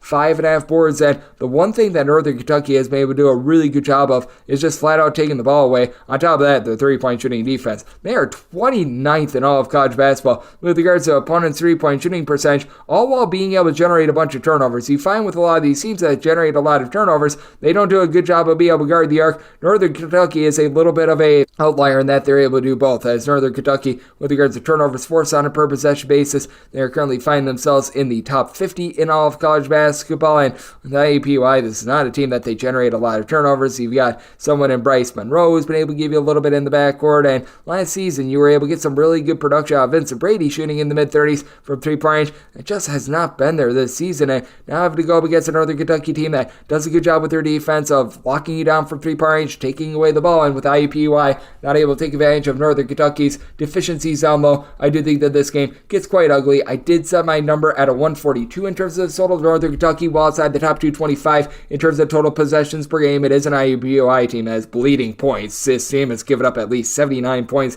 in every single game this month, and for that matter, last time they gave up less than 78 points in a game, you have to go back 10 games ago, but I do think that with Northern Kentucky, they do lock things down with their pretty solid defense, and I do think that that makes this a little bit of a lower scoring game. Looking at the under, and I'm going to be one to lay up to 17.5 with Northern Kentucky. 831, 832 on the betting board. It is Purdue on the road facing off against Michigan. Michigan is a underdog of 13 to 13.5 points at home. Total on this game between 151.5 and 152. I set my line at 11.5. Fully recognize that Purdue is the better team in this spot, but you do actually have Doug McDaniel in the fold for this Michigan team, and Michigan has a talent to be able to hold in there. Now, they're missing Olivier Kamwa. Kamwa has been your top rebounder. He's been able to supply the team with double figures, and he's able to pop it from 3-point range, but I do think that having McDaniel out there is going to be so big. He's the team's top scorer with 16.5 points, gives you 4.5 assists per contest now for Purdue, with Kamwa now being out of the fold, because it's a Michigan team that was in the top 125 with regards to rebound rate. Now they're going to get bludgeoned by giant of the earth Zach Edey, who's able to give you 11.5 boards, 23.5 points per game, and for Purdue, the 3-point shooting, I just can't get over this. Out of their top 8 scorers, all of them shoot at least 36.4% from 3. All but one of them shoot at least 41.3% from 3. Talk about balance. This Purdue team is in the top 5 nationally in terms of both 3-point shooting percentage and points scored on a per possession basis. Braden Smith, along with Lance Jones, both give you about 13 points per contest. Smith, 7 assists, 5.5 rebounds per game against a Michigan team that's well outside the top 280 with regards to points allowed on a per possession basis. And honestly, for Michigan, the big concern has been offensively. This Michigan team has not been able to cross the 72-point plateau this month. They've gotten past 73 points just once since the turn of the calendar as well, and that was against an Iowa team that's just given up points upon points. But I do think that you're going to be able to get a relatively solid effort out of someone like a Terrace Reed, who's been able to do a solid job being able to give this team right in the neighborhood of about 7 rebounds per contest. He's been pretty solid with a block and a half down low. It is a Michigan team that still does shoot about 37% from 3-point range as well. You've got a 40% 3-point shooter in Terrence Williams, who recognize that he's been a little bit in and out of the fold, but he should be good to go in this one. He was out there in that game against Northwestern, so I do think that Michigan has enough to be able to hold in there offensively. I do think that this is going to be a little bit of a higher scoring expose with the way that Michigan has just been bleeding points, and I do think that now that you've got Doug McDaniel actually out there on the floor, and I believe that he has served all of his suspension games on the road. I could be mistaken on that, but I do think that that's going to help chemistry-wise for Michigan. I do think that they're going to fight a little bit for Juwan Howard, who's right now catching a little bit of flack for the way that the team has played this far this season. So I'm going to be willing to take the points with Michigan, made them an 11.5 point underdog, and I set my total at 153, so also looking at the over. 833, 834 on the betting board. It is Memphis, a playoffs to Florida Atlantic. Florida Atlantic, we give our to Lane Kiffin. Go Owls. They're a 1 to 2 point favorite. With your total 158.5. Couldn't be willing to lay it with Florida Atlantic. Initially set them as a 2-point favorite, went up to 3 points after I realized that Malcolm Dandridge was not going to be in the fold for this one. I'm not sure why Malcolm Dandridge is not in the fold for this one, but he's not in the fold for this one. And you've got for Memphis pretty much the David Jones show, and he's been tremendous. 21.5 points, 7.5 boards. He shoots 40% from 3-point range. Offense has not really been the issue for Memphis, but you would expect with someone like Jones, you would expect with Nequan Tomlin that this team would be good on the glass. They're well outside the top 125 with regards to rebound rate. Florida Atlantic is going to be able to win that battle down low because you've got Vladislav Golden, who's able to give you 6.5 boards, 14.5 points per game. And while we all talk about John L. Davis and what he provides on offense for a Florida Atlantic team that's in the top 30 nationally in terms of points scored on a per possession basis, he also throws in there with his 18.5 points, 6.5 boards per contest. He's been able to shoot about 45.5% from 3-point range. And if you do find yourself in a nip and tuck game as well, for Florida Atlantic, out of your top 5 scorers, all but one of them, and that would be Mr. Golden, who I just mentioned, does shoot at least 77.5% at the free throw line as well. You've got Mr. Nicholas Boyd, who's been able to give you 10 points, shooting 37% from the outside. And for Memphis, this team has just been really giving it up from 3-point range, and they just haven't necessarily gotten a boost at home. They're well outside the top 120 in terms of points allowed on a per possession basis. Memphis is allowing opponents to shoot 34.9% from 3-point range to rank 56th in all of college basketball. Now for Florida Atlantic, they're giving up well north of 11 points more per 100 possessions when they leave home rather than when they are at home. And for Florida Atlantic, they allow opponents to shoot just 29.7% from 3-point range at home. That balloons up to 36.7% away from home. And you do have Javon Quinterly on the flip side for Memphis, who's been able to give the team right around 5 assists. He's been able to supply the team with a double-figure amount of points. But having out of the fold so many of these guys, like I know that they had leaving the team earlier in the season, Mr. Jordan Brown, they without Caleb Mills, who's been dealing with a little bit of an injury, has been out since January 4th. So that's been a big issue for them. You've got Jaquan Moulton, who hasn't been too effective. I do think the Florida Atlantic finds a way to be able to get the job done here on the road. I set them as a 3-point favorite, and both of these teams have very good offenses. Both of these teams have defensive worries, and Florida Atlantic has actually gotten to at least 80 points in each of their last 4 games. So did set my total 161, looking at the over, and I'm looking to lay it with Florida Atlantic. 835, 836 on the betting board. Fairfield is going to be playing us to Siena. Siena is a underdog of 16.5 points with your total 144.5. Set my line at 13.5. Siena stinks.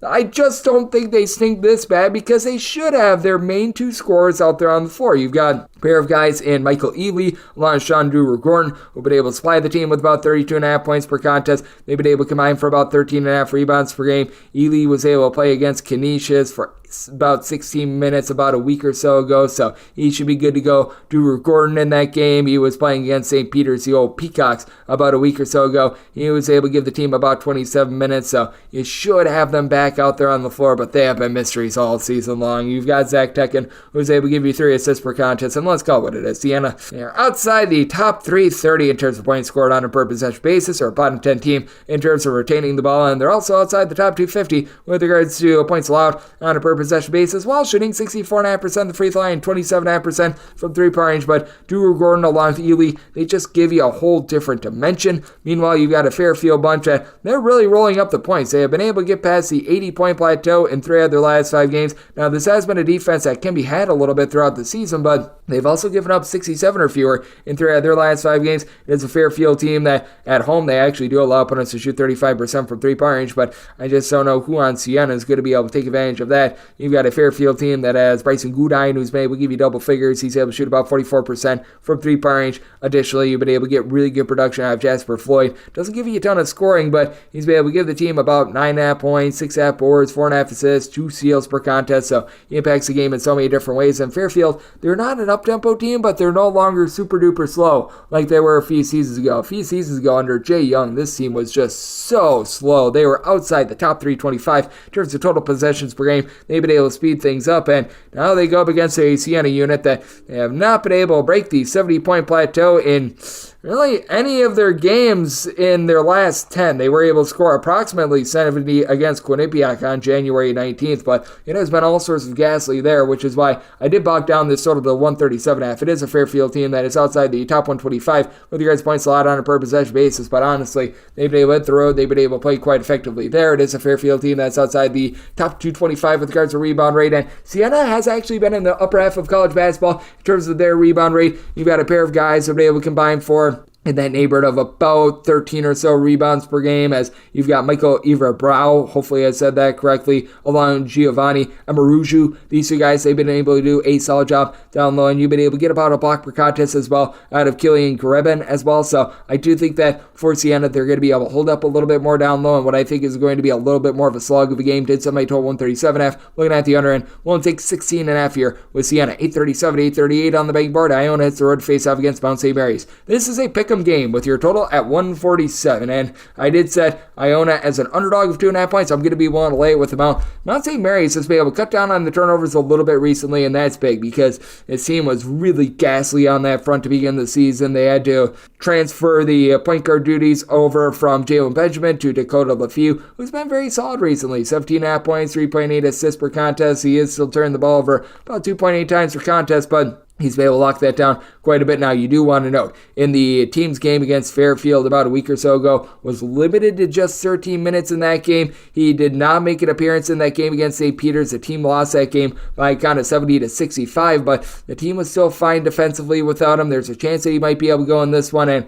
if he does not, you're probably looking at the duo of Joshua Reeves along to Shane Montgomery taking over the reins. These two guys have been able to give you combined about 35 points in that game, and overall for the season, both of these guys have been relatively solid. With Montgomery, he's able to give you about 2 assists, 2 steals, shoots 36% from 3. Reeves, he's able to shoot 37% from the outside. LaFew wasn't necessarily the supernatural point guard for the team. And then you've got Dallas Hobbs, who's able to give out the ball a little bit as well. So I do think that this team is going to be fine on that front, though Hobbs, I know that he's been a little bit hubbled as well, for lack of a better term. But Mount St. Mary's is also a team that ranks in the top 100 with regards to rebound rate, despite the fact that they don't have a single guy that gives you north of 5 rebounds per game. Meanwhile, Iona, they've been dealing with the ailments of their own. Greg Gecko Gordon, he's their top scorer, 16 points, 7.5 boards. He did not play in the team's last game. It sounds like he's going to be back out of the fold as well. They've been dealing with injuries all season long to Eden Tretout. He is back in the fold, and he's been able to give the team about 14 points, shooting 35.5% from 3. For an Iona bunch that is in the top 30 with regards to turnovers forced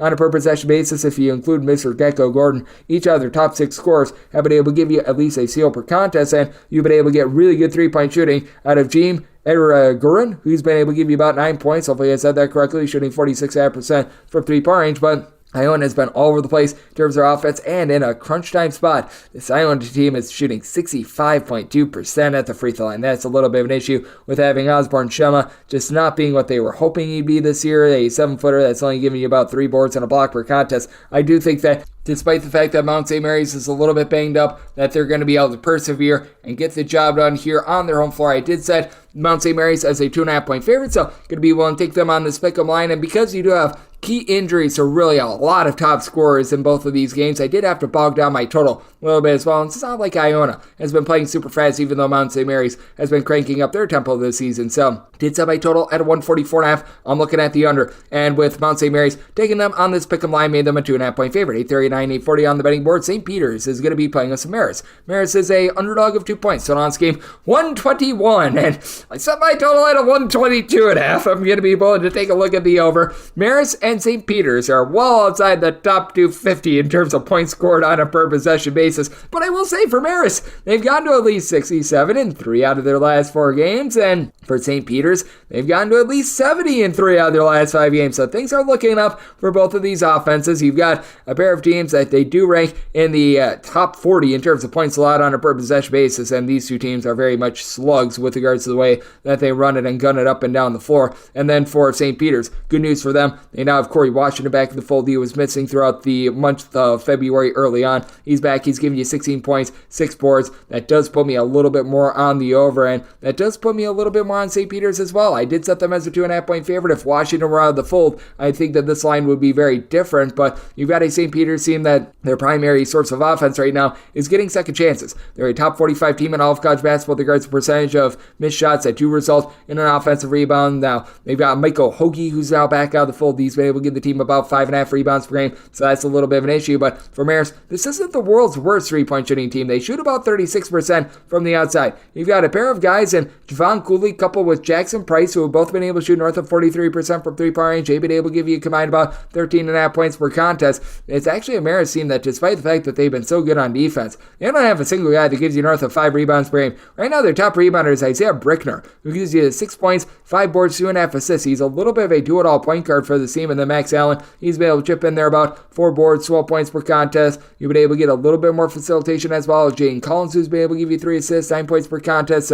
It's been a whole greater than the sum of its parts effort for Marist. And both of these teams, they certainly do a nice job of being able to lock it down from three-point range. Marist, they are 46th in all of college basketball with regards to opponents' three-point shooting percentage. Meanwhile, the St. Peter's Peacocks team, while they do a nice job on the glass, they also only allow you to shoot about 31.9% from three-point range at home. I do think that this is going to be a low-scoring slog, but I do think that this is going to be a very close game, and I do think that this is going to be a game close enough for late game felling. And with the way that both of these offenses have shown a little bit more of a heartbeat, I'm going to be willing to take a look at the over. And with Washington back for St. Peter's, I do think that they get the job done. Set St. Peter's as a 2.5 point favorite. I'm going to be willing to lay the number, and semi-total 122.5. Also looking at the over 841, 842 on the betting board. It is Oakland playing us a Wright State. Wright State looks to be the right side as they're a 4.5 point underdog with your total 159. And with Wright State, I did set them as a 3-point dog, so I'm going to be willing to take the 4.5.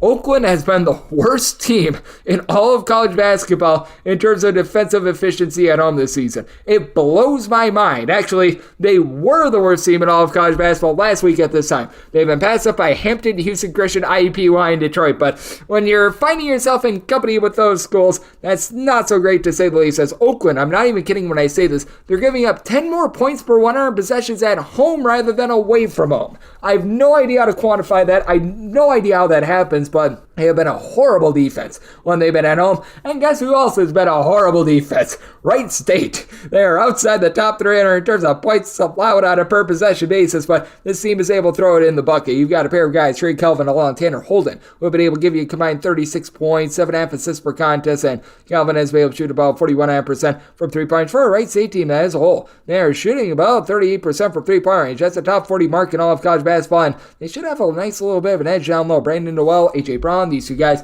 have been able to give you about 13.5 rebounds per game. Wright State hasn't been like super almighty with regards to their rebounding, but you're going up against an Oakland team that's about 112th in the country with regards to their rebound rate. Wright State, they're about 106th, and for Oakland, they very much rely upon Trey Townsend to do a little bit of everything. 7.5 boards, 16.5 points, 3 assists, shoots about 37.5% from 3, and now you do have out of your top 3 scorers for Oakland, every one of them shooting at least 36% from three-point range. Rocket Watts continues to be as useful as a poopy-flavored lollipop with his 8 points per contest, but you've been able to have Jack Golke be able to supply the team with about 12 points, shoots 36% from three-point range. But again, with this Oakland team, they're just so bad with their defense when they're at home. It's just absolutely mind-blowing. Now, they've been on a nice run recently. They've actually given up 63 points or fewer in each of their last 4 games. The only game that was at home was against IUPUI, and they put up 107 in that game, so the over still cashed. Meanwhile, for this Wright State unit, last time they played against Oakland, this was a 74-60 slog, which I don't know where that came from, but both of these teams, they were just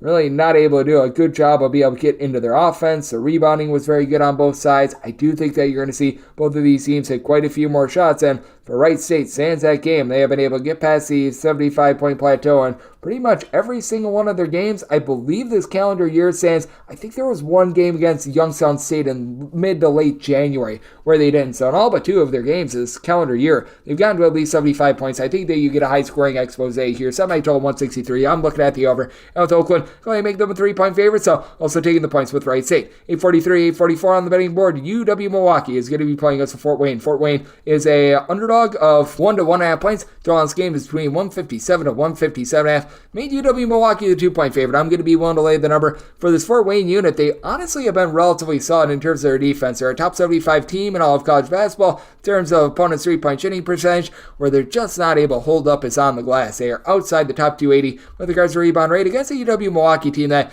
they have been ghastly on defense. UW-Milwaukee is 314th in all of college basketball in terms of points allowed on a per possession basis, going against a Fort Wayne team that's actually 72nd in all of college basketball. And for Fort Wayne, they're allowing a 1.5 less per 100 possessions in a road/court venue rather than at home, but I do have my trepidation of them because they have also been giving up the perimeter just a little bit more when they have been on the road, allowing opponents to shoot 33.5% from 3-point range. It is a UW-Milwaukee team that in terms of opponents' 3-point shooting percentage, they are about 225th in all of college basketball, but they've got the best player out there on the floor, in my opinion, and that would be Mr. BJ Turn It Up Freeman. He's been tremendous in giving you about 6 boards, throws in there 19.5 points, 4.5 assists, shoots 36.5% from 3-point range, and then Eric Pratt also shoots 36.5% from the outside. It's a UW-Milwaukee team that is turning the ball over about 13 times per contest, but they go up against a Wright St team that, other than Eric Mulder, who's been able to give you about 6.5 rebounds per game, they don't have a lot down low. Now, credit where credit is due for Fort Wayne, one of the best teams at being able to take care of the ball. They play at a top 75 pace with regards to total possessions per game, yet they only turn the ball over about 10.2 times per contest. Quentin Morton Robinson, along with Jalen Jackson, have been able to combine for 29.5 points per contest. They both shoot north of 41.5% from 3-point range. And then you've got Rasheed Bello, who's been so good for the Sponge, comes in from the great state of Wisconsin over at UW Parkside, and he's really not going to give you a lot in terms of 3-point shooting, but he's just that guy to be able to facilitate good offense. 4 assists, 15 points, 3 boards, C.O.N. per contest, and in terms of turnovers forced on a per possession basis, this Fort Wayne team is a top 30 team in all of college basketball, but I do have a little bit of a concern that this Fort Wayne team is going to have a little bit of a tough time being able to generate that offense. They're a top 100 team with regards to points scored on a per possession basis, but they do take a little bit of a fall off when they're away from home, going up against a UW-Milwaukee team that is averaging about 9.6 points more per 100 possessions at home rather than in a roadside-court venue. It is a Fort Wayne team that has been able to find it much more on defense recently. They've given up 71 or fewer in each of their last 4 games, going up against a UW-Milwaukee team that in regulation, because they have played a pair of overtime games against Youngstown St recently, but in regulation only, they have been able to do a nice job being able to hold up there as they have given up fewer than 73 points each of their last 4 games. So a very interesting circumstance here. I did set my total at a 158. I do think that both of these teams are going to be able to get some good offense going, and I do think that this could be a game that comes down to the final possession. So looking at the over, and with UW-Milwaukee, I do think that they win from within, along with BJ Freeman taking over the game. Set UW-Milwaukee as a 2-point favorite, so one to lay the 1 to 1.5, and looking at the over. 845, 846 on the betting board. Youngstown St hits the road face-off against UW Green Bay, and Green Bay does find themselves as an underdog of 5 points, with your total on this game 142.5. Set Green Bay as a 5.5 point underdog, so going to be willing to lay with Youngstown St. Initially, I had my line closer to 3.5, but with Noah Reynolds either A, not being in this game altogether, or B, playing in this game but being far less than 100%. I actually have connections over there in the great state of Wisconsin. I know people that cover the team.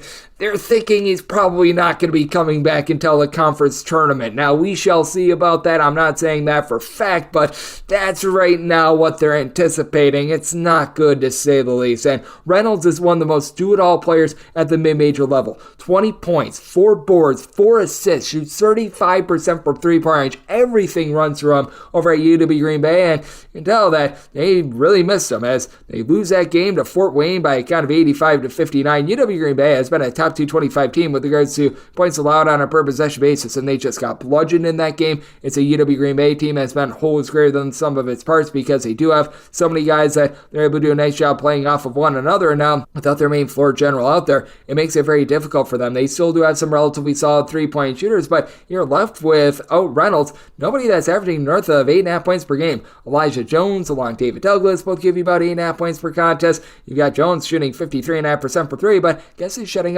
setting up a lot of those shots. You guess it, Noah Reynolds. Meanwhile, you take a look at this Youngstown St team, and I was alluding to this with Rob Donaldson. They have been a very good defense thus far this season when they hit the road. Youngstown St, in terms of points allowed on a per possession basis, they're 104th in all of college basketball. They're actually giving up 0.3 of a point fewer per 100 possessions in a road/neutral court venue rather than at home. And if you look at just their road/neutral court splits, they're on top 75 defense in all of college basketball. You've been able to get really nice production out of Ziggy Reed and DJ Turn It Up Burns. They've been able to combine for about 28 points per contest. Burns, 10.5 boards, 2.5 assists. Reed shoots 39.5% from three-point range against a UW Green Bay team that overall for the season, they've done a nice job of locking down from three-point range. They allow opponents to shoot just 28.6% from distance when they're at home this far this season, but Youngstown State has also been a very good perimeter defense away from home. They allow opponents to shoot 40% from three-point range at home and 29.8% away from home. I have no idea how that happens, but that's Horizon League for you kids. And then you've got Brett Thompson, who's been able to give you about 12.5 points. He does a nice job giving you about 4 assists per contest for a Youngstown State team that really doesn't turn the ball over. 11 turnovers per game. Youngstown State not playing quite as quickly as they did a season ago. And the defense, it has been a little bit touch and go for them. They have now given up at least 77 points in each of their last 5 games. 2 of those games did come in overtime, though, so I do take that with a little bit more of a grain of salt. And for UW Green Bay, the offense, it has been a little bit rudderless without Noah Reynolds in the fold, and I do think that that is going to be the case here. Last time these two teams played, Reynolds was actually out of the fold, and that was an 84-83 win for UW Green Bay, but they had to shoot from three-point range, 14 of 29, and I don't think that Lightning is going to strike twice. I do think that things are going to be bogged down. I set my total at 141.5. Looking at the under of the Youngstown State, I'm willing to lay up to 5 with them. 847, 848 on the betting board. Temple, we give our road to Lane Kiffin. Go Owls. They hit the road they're facing off against Wichita State. Wichita State, a 6.5 point favorite. Your total on this game, 142 to 141.5. It's at my total at 141.5. Seeing some 142s pop up. I'm going to be taking a look at the under on 142.5. Got a Wichita State unit that has been up, down, and all around with regards to their offense. They're well outside the top 150 with regards to points scored on a per possession basis because they simply can't splash it in there from three-point range. As a collective, they're shooting between 38.5% and 31% from three-point range for Wichita State. Defense hasn't been horrible on the road. They're only giving up 5 points more per 100 possessions when they leave home rather than when they are at home, and they get to go up against the Temple team that is well outside the top 250 in terms of points scored on a per possession basis. Temple also shooting in that pocket about 30 to 31% from three-point range, and Temple has had their issues on defense as well. 225th in all of college basketball with regards to points allowed on a per possession basis. As for Temple, it's been all about Xavier Miller being able to help out the backcourt. He's done a nice job chipping in there, 15.5 points, 4 assists, but he only shoots 25.5% from 3. And as a matter of fact, for the Temple team, you've right now got 2 guys that have made at least a 3 this season that are shooting above 33% from the outside. That has been not too terrific, to say the least. You've been able to get a little bit of rebounding out of some of these guys, like you've been able to have Jaleel White along with Jordan Riley both be able to give you about 6 or so rebounds per contest. Riley has been able to chip in there about 12.5 points per game, but like all these guys have been banged up throughout the season. Steve Settle has missed a little bit of time. And then for Wichita State, this has been a relatively solid team on the glass. You've got a trio of guys that have all been able to give you at least 5.5 rebounds per game, and Kenny Poto, Dalen Riginal, along Quincy Ballard, these 3 guys, they'll give you between about 7.3 and 9.5 points per contest. So I'd like to see them take that up just a little bit, but Wichita State about 79th in all of college basketball with regards to rebound rate. Temple, meanwhile, they're clocking in more around 266th, and for this Wichita State team, even though they don't do an amazing job with their offense, they've got the best scorer in this game. That'd be Kobe Rogers, 15.5 points, shoots about 38.5% from three-point range. Now, every one of the other guys on the roster, aside from one other gentleman who's been able to shoot about 34.5% from 3, registering 4 points per contest, and Isaac Abadi, all these guys are shooting 33.5% or less from three-point range. So I do think that this is going to be a bit of a game where we're not going to see a lot of offense, but that said, I do think that that leads to domination for this Wichita State team. A Wichita State team that has been able to do a nice job with their defense. 72 points of fear surrendered in 4 of their last 5 games. Lone exception was their game that went to overtime against Florida Atlantic. So going to be one to dive in on the under, and with Wichita State, made them a 9.5 point favorite, so going to be one to lay the number. 849, 850 on the betting board. VCU plays us to St. Joe's. St. Joe's have to not be average Joe's as 5 to 5.5 point underdogs with your total between 142.5 to 143. Set VCU as a 5-point favorite. So here, seeing the 5.5 pop up, it is going to be my buy point on St. Joe's. St. Joe's has really fallen on tough times with their defense. They're now outside the top 145 in terms of points allowed on a per possession basis, and all of a sudden they're starting to give up the arc as well. They were really good 3-point shooting defense to begin the season. Now they're allowing opponents to shoot 36.3% from 3-point range when they're away from home, going up against a VCU unit that has been dominant with regards to not giving it up from beyond the arc. They are 9th in the country in terms of opponents' 3-point shooting percentage, and for VCU, the offense has been one that has been inconsistent to say the least. North of 12 turnovers per game has been costly for them. They're playing relatively slowly, but the team has been great with their defense, 56th in all of college basketball in terms of points allowed on a per possession basis, but got a VCU team that all season long they've been dealing with a bunch of injuries. Sean Bairstow has been in and out of the fold. Joe Bejmili, he's been solid ever since he's been able to return with a double-figure amount of points per game, but now you're dealing with the injury to Seb Jackson. So the main guy for the team has been Max Scholgo, who's been able to give you 15 points. He throws in there about 3.5 assists, shoots 41.5% from 3-point for a VCU team that they do shoot 36% from the outside. And for VCU, they're a top 75 team with regards to rebound rate, despite the fact that Toby Lowell is the only guy in the roster that gives you north of 5.3 rebounds per game. And for St. Joe's, it's a top-heavy team, but it's a solid team. St. Joe's has Eric Reynolds being able to supply about 16.5 points, shoots about 39% from 3-point range, while the two Browns, Xavier Brown along Cameron Brown, they've been able to do a nice job of being able to supply the team with about 24.5 points per contest. With Xavier Brown, he shoots 42% from 3 with 3 assists per contest. Cam Brown, he shoots more like 39% from 3-point range, and St. Joe's team overall, they're shooting as a collective about 36% from the outside. I do think that St. Joe's is going to be a little bit outgunned down low, but they've been a solid team at being able to pull in there quite a few rebounds as well. St. Joe's about 116th in the country with regards to rebound rate, with Rasheed Fleming being able to give you about 12 points, 7.5 boards, throws in there a little bit over a block per contest as well. It's been a little bit tough when Chris Odasunko has been out of the fold, but he returned in limited action on Wednesday against George Washington, gave the team 8 points in 12 minutes. Probably not going to be back up to his 20-plus minute allotment that he typically has, but him just being out there, that should be able to give the team a little bit more of rim protection. This is going to be a game that I think is going to be bogged down, and for St. Joe's, their offense has traveled. They're only registering about 2.5 points less per 100 possessions when they leave home rather than when they are at home. And as a matter of fact, if you take a look at points scored on a per possession basis away from home, St. Joe's is now a top 50 unit with that regard. So circumstance where I did set my total 141, I do think that in terms of total possessions, this is a game that just falls under, but I do think that St. Joe's, with their outside shooting, with now getting Odasunko back in the fold, that's going to allow them to hold in there. I'm willing to take the 5.5 with St. Joe's and the under 851, 852 on the betting board. Michigan State, they play Ohio State. The Ohio State University is a 9.5 point underdog with your total 137.5. I said Michigan State as a 9.5 point favorite. So we're going to be waiting on a little bit of line movement here with Michigan State. This has been a good 3-point shooting team ever since the first month of the season. They've shot north of 40% ever since that just ghastly month of November. But now you have to go up against a Ohio State team that they just have new life in general under Jake Diebler. It was very clear that things were not working out with Chris Holtmann, and I've just noticed a little bit more fight and a little bit more tenacity out of this team in general. They're getting after it more on defense after they had fallen outside the top 145 with regards to points allowed on a per possession basis. They did have a rough go of it a few nights ago when they went to Minnesota and they gave up 80 points in that one, but this has been an offense that has been quite solid all season long, 73 plus points in 4 of their last 5 games, with having a pair of guys in the backcourt and Roddy Gale along with Bruce Thornton combined for 30 points per contest. It's a guy in Thornton who's able to give you about 4.3 assists, 1.1 turnovers per game. And Ohio State, though they are a team that's well outside the top 250 with regards to total possessions per game, they do only turn the ball over about 10 times per contest, and this offense of Ohio State, it has been able to travel. In terms of points scored on a per possession basis, that has not been the issue for their team. They are 63rd in the country. They're averaging about 4.9 points per 100 possessions when they leave home. Meanwhile, got a Michigan State unit that is far better on defense when they're at home rather than away from home. They're registering about 18 points fewer per 100 possessions surrendered at home rather than in a roadside-neutral venue. But Michigan State, not necessarily the most dominant team on the glass. You've been able to have a pair of guys in Malik Call along with Mandy Sissoko combined for about 11 rebounds per game, but Sissoko only gives you about 4 points per contest. Doesn't really give you a lot on the offensive side of things, as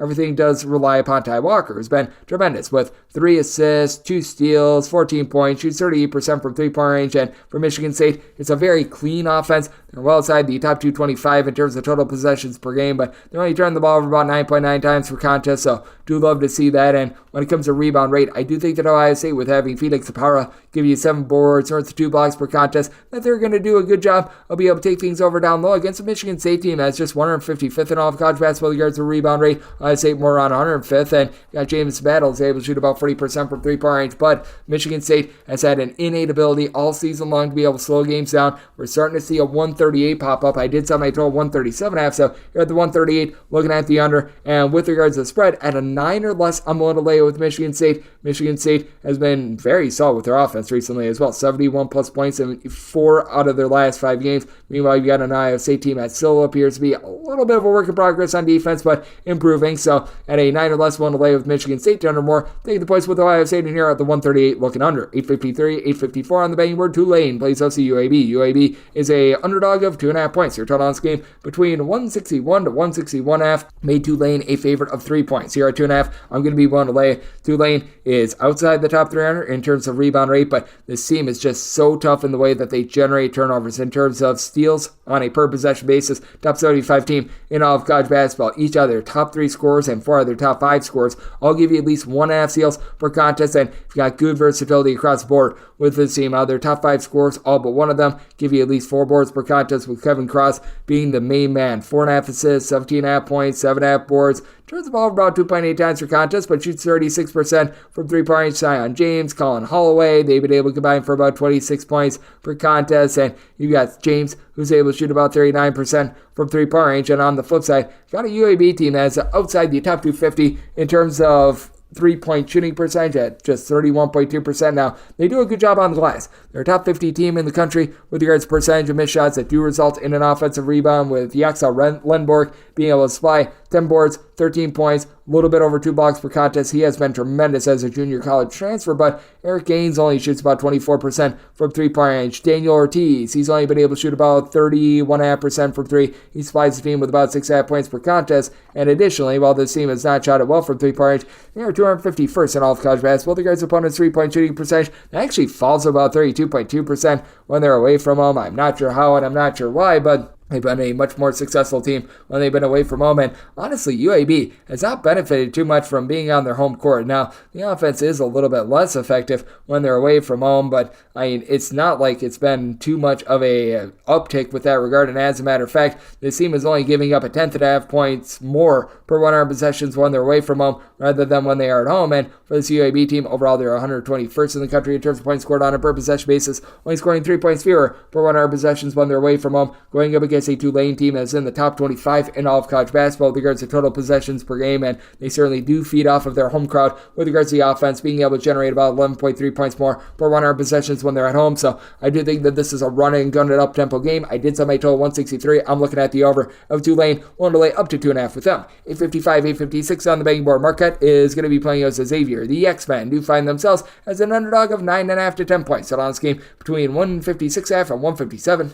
I mean, Marquette, a 9.5 point favorite. So here at the 10, that is my buy point on Xavier. Xavier, clearly not the world's greatest defense, and Marquette has actually really been able to do a solid job with their defense all season long. Marquette has been able to climb into the top 45 in terms of points allowed on a per possession basis, and it's been all via generating turnovers. They're a top 25 team with regards to turnovers forced on a per possession basis, and this is without a doubt. A Marquette team has been better at home rather than on the road with regards to their defense. Marquette, they are giving up about 10.5 points fewer per 100 possessions at home rather than in a roadside shoot court venue. Does look like with what happened on Saturday, they're now about 50th in the country in terms of points allowed on a per possession basis, but Xavier, they're left in the dust a little bit. They're more on 119th with this regard, but I do like the versatility that you're starting to get out of this X-Men team, as you've been able to get really good production with, in that neighborhood, about 19 points per contest out of Quincy Oliveri. Oliveri has been able to shoot from three-point range 44.5% from the outside, and then Desmond Claude, he gives you 3.5 assists, 4 boards, 16 points per contest, and Davion McKnight, 5 assists, seal and a half, 12 points per contest. It's a Xavier team that overall, they're not the same team as they were a season ago with regards to their offense. offense.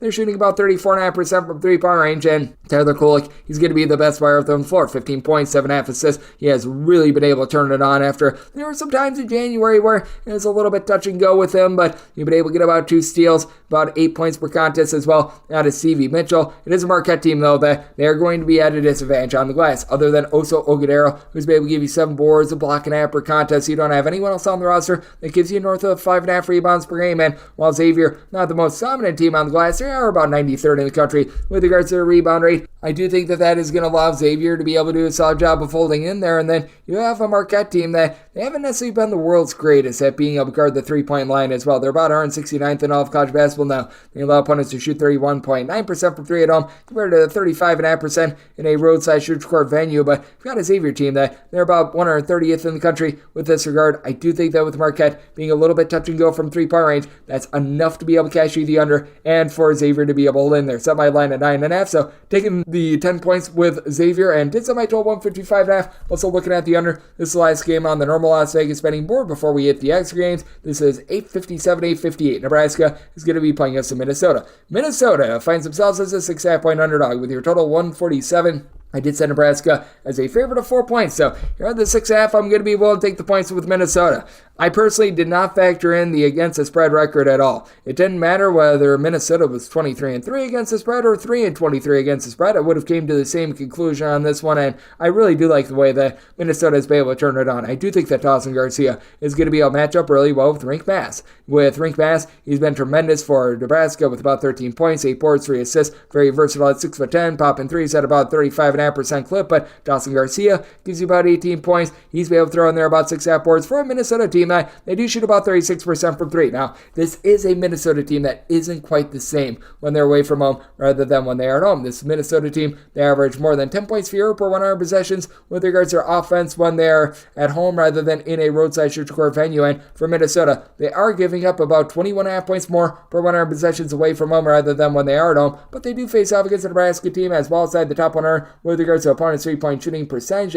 Nebraska has been a much better defense at home rather than away. They are giving up 93 points per 100 possessions at home. We're like 106.5 points per 100 possessions away from home. Difference about 13.5 points per 100 possessions. And Casey Shomanaga, this guy just puts the ball in the basket. Now, we'd like to see him do something else. He doesn't give you any rebounds. He doesn't facilitate anything like that. But he gives you 14.5 points. So he shoots 38% from three-point. And he's been on a burner recently. 17-plus points in 4 of the team's last 5 games. You've also been able to have a pair of guys in Bryce Williams, Jawan Gary. They've done a nice job of being able to supply the team with about 24.5 points per contest. Gary is able to do a solid job being able to haul in there with about 6 boards per contest as well. And this is a Minnesota team that, with regards to the rebound rate, they're not terrible, but they're not great. Joseph Joseph is able to give you a few threes. He's able to throw in there about 4 to 5 rebounds per game for Minnesota. They're 66th in all of college basketball in terms of their rebound rate. You've got a Nebraska unit that is more around 156. So I do think that is going to help this Minnesota team be able to hold in there. And then coupled with that, you've got Elijah Hawkins, who among power conference players, he is number 1 in terms of assists per game. He's done a nice job giving you about 9 points per contest, shoots about 37% from 3-point range. I think that his overall effectiveness is going to allow Minnesota to be able to hang very lively in a game against the Nebraska team, which Rink Bass is right now leading the team in assists. And for Minnesota, certainly the defense has been a little bit of a concern, 70-plus points surrendered in each of the last 4 games, but they have gotten to at least 76 points in 4 straight games themselves. So did set my line at 4. I'm going to be willing to take the points with Minnesota and did set my total at 146. I do think that with Minnesota being on the road, we're going to see a fall off with regards to their defense in Nebraska. They've given up 70 points or fewer in each of their last 3 games. So looking at the under and the points with Minnesota. Now we hit the extra games. The normal betting board picks are complete, but there are some extra games today, so we go into the bonus. 306, 619, 306, 620. Wagner is going to be playing us to Long Island. Long Island is an underdog of 9 points with your total between 130.5 and 131 with Long Island. I did set them as an underdog of 11.5 points. I'm going to be willing to lay the number. Wagner has just been so good in terms of their defense, and I like what Melvin Council has been able to bring to the table. He's done a nice job being able to supply the team with about 12 to 13 points per contest, and then Javier Esquera has been able to do a good job giving you about 4 assists per contest for a Wagner team that does shoot about 34% from 3-point range. Wagner, they rank 93rd in all of college basketball in terms of points allowed on a per possession basis. Now, LIU has been a top 100 team with regards to opponent's 3-point shooting percentage, but they're 240th in the country in terms of points allowed on a per possession basis, and this LIU team just has not been effective on offense. 15 plus turnovers per game. They are 348th 8th in terms of points scored on a per possession basis. Not to say that this Wagner team has been any sort of an amazing offense either at 311th, but Wagner has only turned the ball over about 10 times per contest. Meanwhile, you've got an LIU team that they do an okay job of being able to generate some turnovers, but they really rely upon the Strickland. Ty Strickland is your top scorer, 14 points, 2.5 assists, nearly 2 steals per contest, and then Terrell has been able to shoot 36% per three. He's really the only guy that's averaging north of 5.5 points per contest that shoots above 34.5% from three-point range, throwing in there about 3.8 assists per contest. Has been in and out of the fold all season, though. He's been able to return and has been able to give you a bit of production, but this is also an LIU team that's well outside the top 225 with regards to rebound rate. RJ Green is the only guy on the roster that gives you north of 5.5 rebounds per game. Meanwhile, for this Wagner unit, it's been a little bit tough for them to be able to find consistent rebounding. This is never a team that necessarily has a ton of size. This right now, Council, I mentioned before, he's been your top rebounder with about 5.8 rebounds per game, but they do find themselves at about 218th in the country with regards to rebound rate, while LIU, they're more around 296th, and I do think that Wagner going to be able to put on a masterclass on defense. Last time these two teams played, you have to go back to really the month of January. Long Island, they won that game by kind of 69-67 on a day where they shot 8 of 23 from three-point range, and they were able to do a solid job playing nearly even up on the glass. I don't think that Lightning is going to strike twice, and I don't think that Nikola Japa,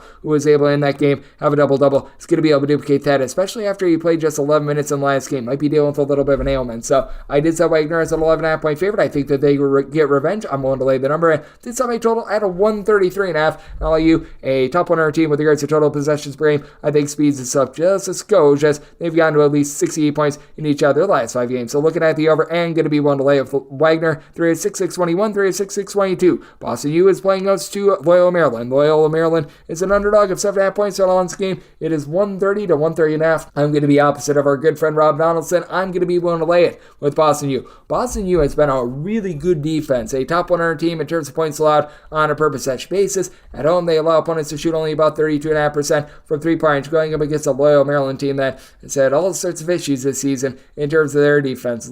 Loyola Maryland is about 275th in all of college basketball in terms of points allowed on a per possession basis. You've been able to have someone in D'Angelo Steins who's been able to help out, being able to give you about 10 points per contest, to be able to take the load off of Deion Perry, which just feels like has had to become a little bit of a do-it-all player. He's able to give the team 15 plus points, 4 boards. He's been able to do a solid job, being able to give out a few assists as well. And then you do have Golden DK down low, who's been able to give you about 7 boards per contest. But for Boston U, I do think that Otto Landrum is going to be able to do a nice job down low. This for a Loyola Maryland team that they're about 147th in the country with regards to rebound rate. Boston U, they're about 128th, so both of these teams are relatively equal with that regard. And with Boston U, it is a holds greater than some of its parts collective, as you've got Miles Brewster, who's the only guy that gives you north of 9.5 points per contest, throwing in there about 10.5 points per game, but he's been able to shoot about 42% from three-point range. You've now got Anthony Morales back in the fold as well, someone who was a nice ancillary scorer a season ago. He's up to about 9.5 points per game, and for Boston U, while they are outside the top 325 in terms of points scored on a per possession basis, I do think that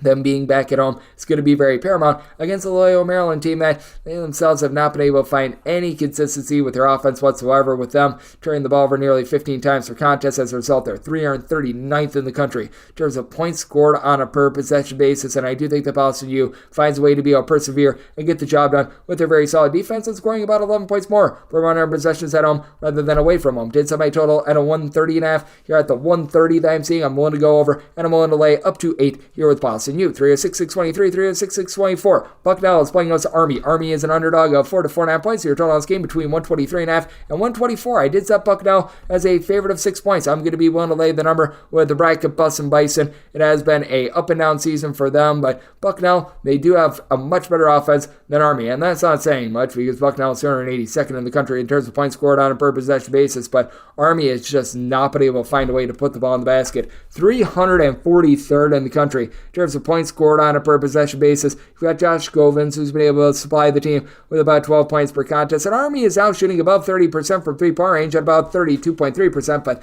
they also shoot 58.5% at the free throw line. Army, to their credit, they've been a top 85 team in terms of points allowed on a per possession basis, but you've got a Bucknell team that has been able to do a pretty solid job in terms of their defense as well, giving up fewer than 65 points in 2 out of their last 3 games in regulation. And the Bucknell offense has been up and down, to say the least, as far this season, but I've got much more faith in their top 2 scorers than any 2 scorers for Army, as you've got Noah Williamson along with Jack Force, who are combining for 29 points, 11.5 boards, with Force shooting 38.5% for 3. Williamson is a true 7 7-footer. And for Bucknell, each of your top 6 scorers do shoot at least 70% at the free throw line as well. But able to have Elvin Edmonds chip in there about 4.5 assists per game to be able to run some pretty efficient offense. And for Army, you just don't have a lot of facilitation with Ryan Curry having to try to run things. He's been able to give out about 3 assists per contest. And to the credit of Army, they've been able to win 4 of their last 5 games, but they have done so while scoring in regulation 68 points or fewer in every one of them. I do think that Bucknell is starting to find their rhythm under John Griffin. I do think that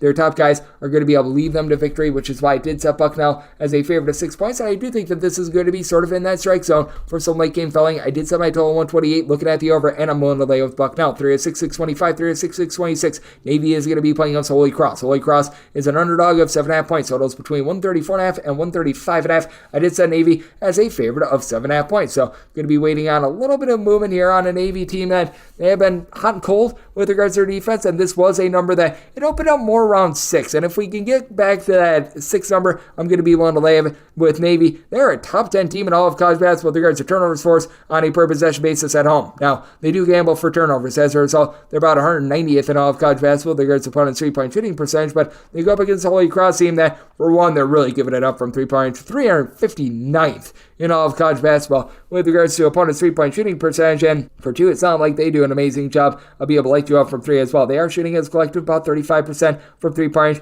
We've got a trio of guys, Joe Nugent, Bo Montgomery, Will Batchelor. These 3 guys have been able to combine for about 25 points per contest. Nugent has been your top 3-point shooter with about 40% from the outside. And all of a sudden, you've got Khalil Singleton, who's been able to shoot 40% from 3. He's a very hot and cold sort of scorer, though. He only gives you about 4.5 points per contest, while Joe Octave has to do a little bit of everything. 14 points, 6 boards, only shoots about 30% from 3-point range. And while this Navy team doesn't have a lot down low, they do have Donovan Draper, who's able to give you about 2 steals. He's throwing there 8 boards per contest. And the best scorer in this game is going to be Austin Benjini. Benjini for this Navy team is able to give you about 4 assists. Doesn't shoot it well from 3-point range, but is able to give you about 16.5 points per contest. Now, for Navy, they are also a bunch that shoots below 30% from 3-point range. So you've got a really bad 3-point shooting defense in Holy Cross and a bad 3-point shooting team in Navy. Something's got to give, but for Navy, this is a team that's getting quite a bit bludgeoned on the glass, who are Navy second in all of college basketball with regards to their rebound rate. Holy Cross, though, they're even worse. They're 310th in all of college basketball. So I do think that with regards to this line, if we could get back to what we were seeing before with this number being more around a 6 to 6.5,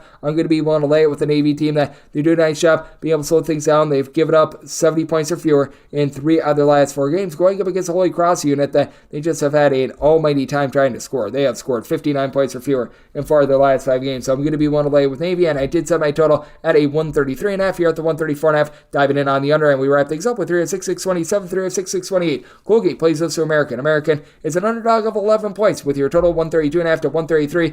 Did set my number at an 11 as well. So we're going to be waiting to see what we get in terms of movement. This was an opener of 11.5, and if we can get back to the 11.5, I'm going to be willing to take the points with American. Now, American has been rough with their defense. Outside the top 300 with regards to opponents' 3-point shooting percentage, they've actually climbed a little bit in terms of just raw points allowed on a per possession basis. They're now checking in more around 230th in all of college basketball, but for this Colgate team, they've really been able to do a nice job of being able to guard the arc themselves. Colgate, in terms of opponents' 3-point shooting percentage, 23rd in all of college basketball, with opponents shooting 27.3% from 3-point range against them. They're a top 75 team in terms of points allowed on a per possession basis, but I do think that American is really the best offense outside of Colgate in this conference. I do think that they're going to be able to utilize their versatility with Mark Rogers being so dominant with about 6.5 boards, 16 points per contest. He's stands 6'9", and he's been able to shoot it at about a 36% clip from 3-point range. American as a whole, they are shooting about 35.5% from 3-point range, and last season, American, they were very good at being able to pop threes, but they were turning the ball over about 14 times per contest. The added maturity of Elijah Stevens, who's been able to give you 5 assists, so about 2 to 2.5 turnovers per game,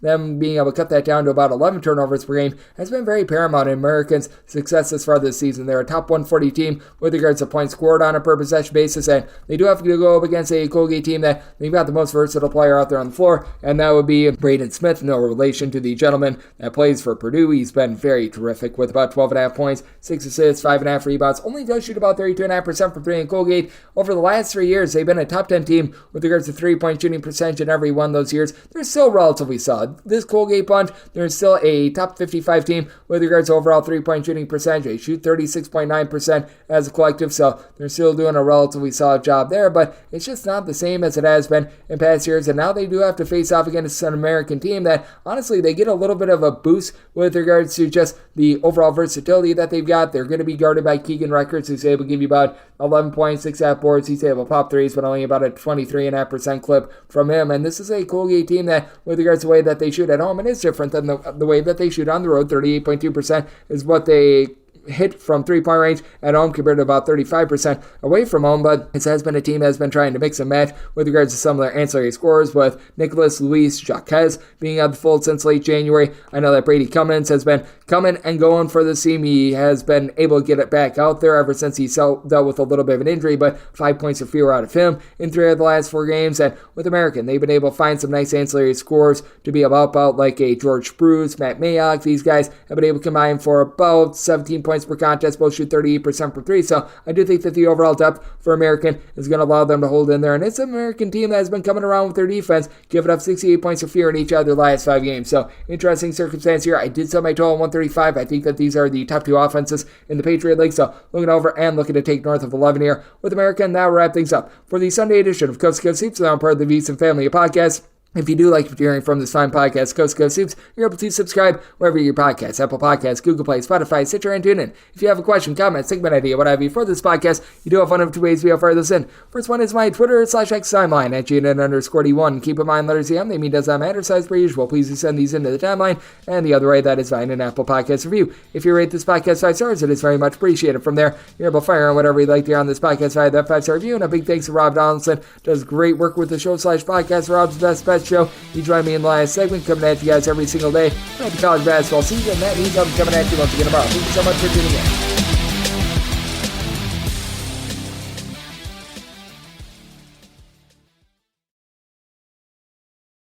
If your job at a healthcare facility includes disinfecting against viruses, you know prevention is the best medicine. And maintaining healthy spaces starts with a healthy cleaning routine. Grainger's world-class supply chain helps ensure you have the quality products you need when you need them. From disinfectants and cleaning supplies to personal protective equipment, so you can help deliver a clean bill of health. Call 1-800-GRAINGER, click Grainger.com, or just stop by. Grainger, for the ones who get it done.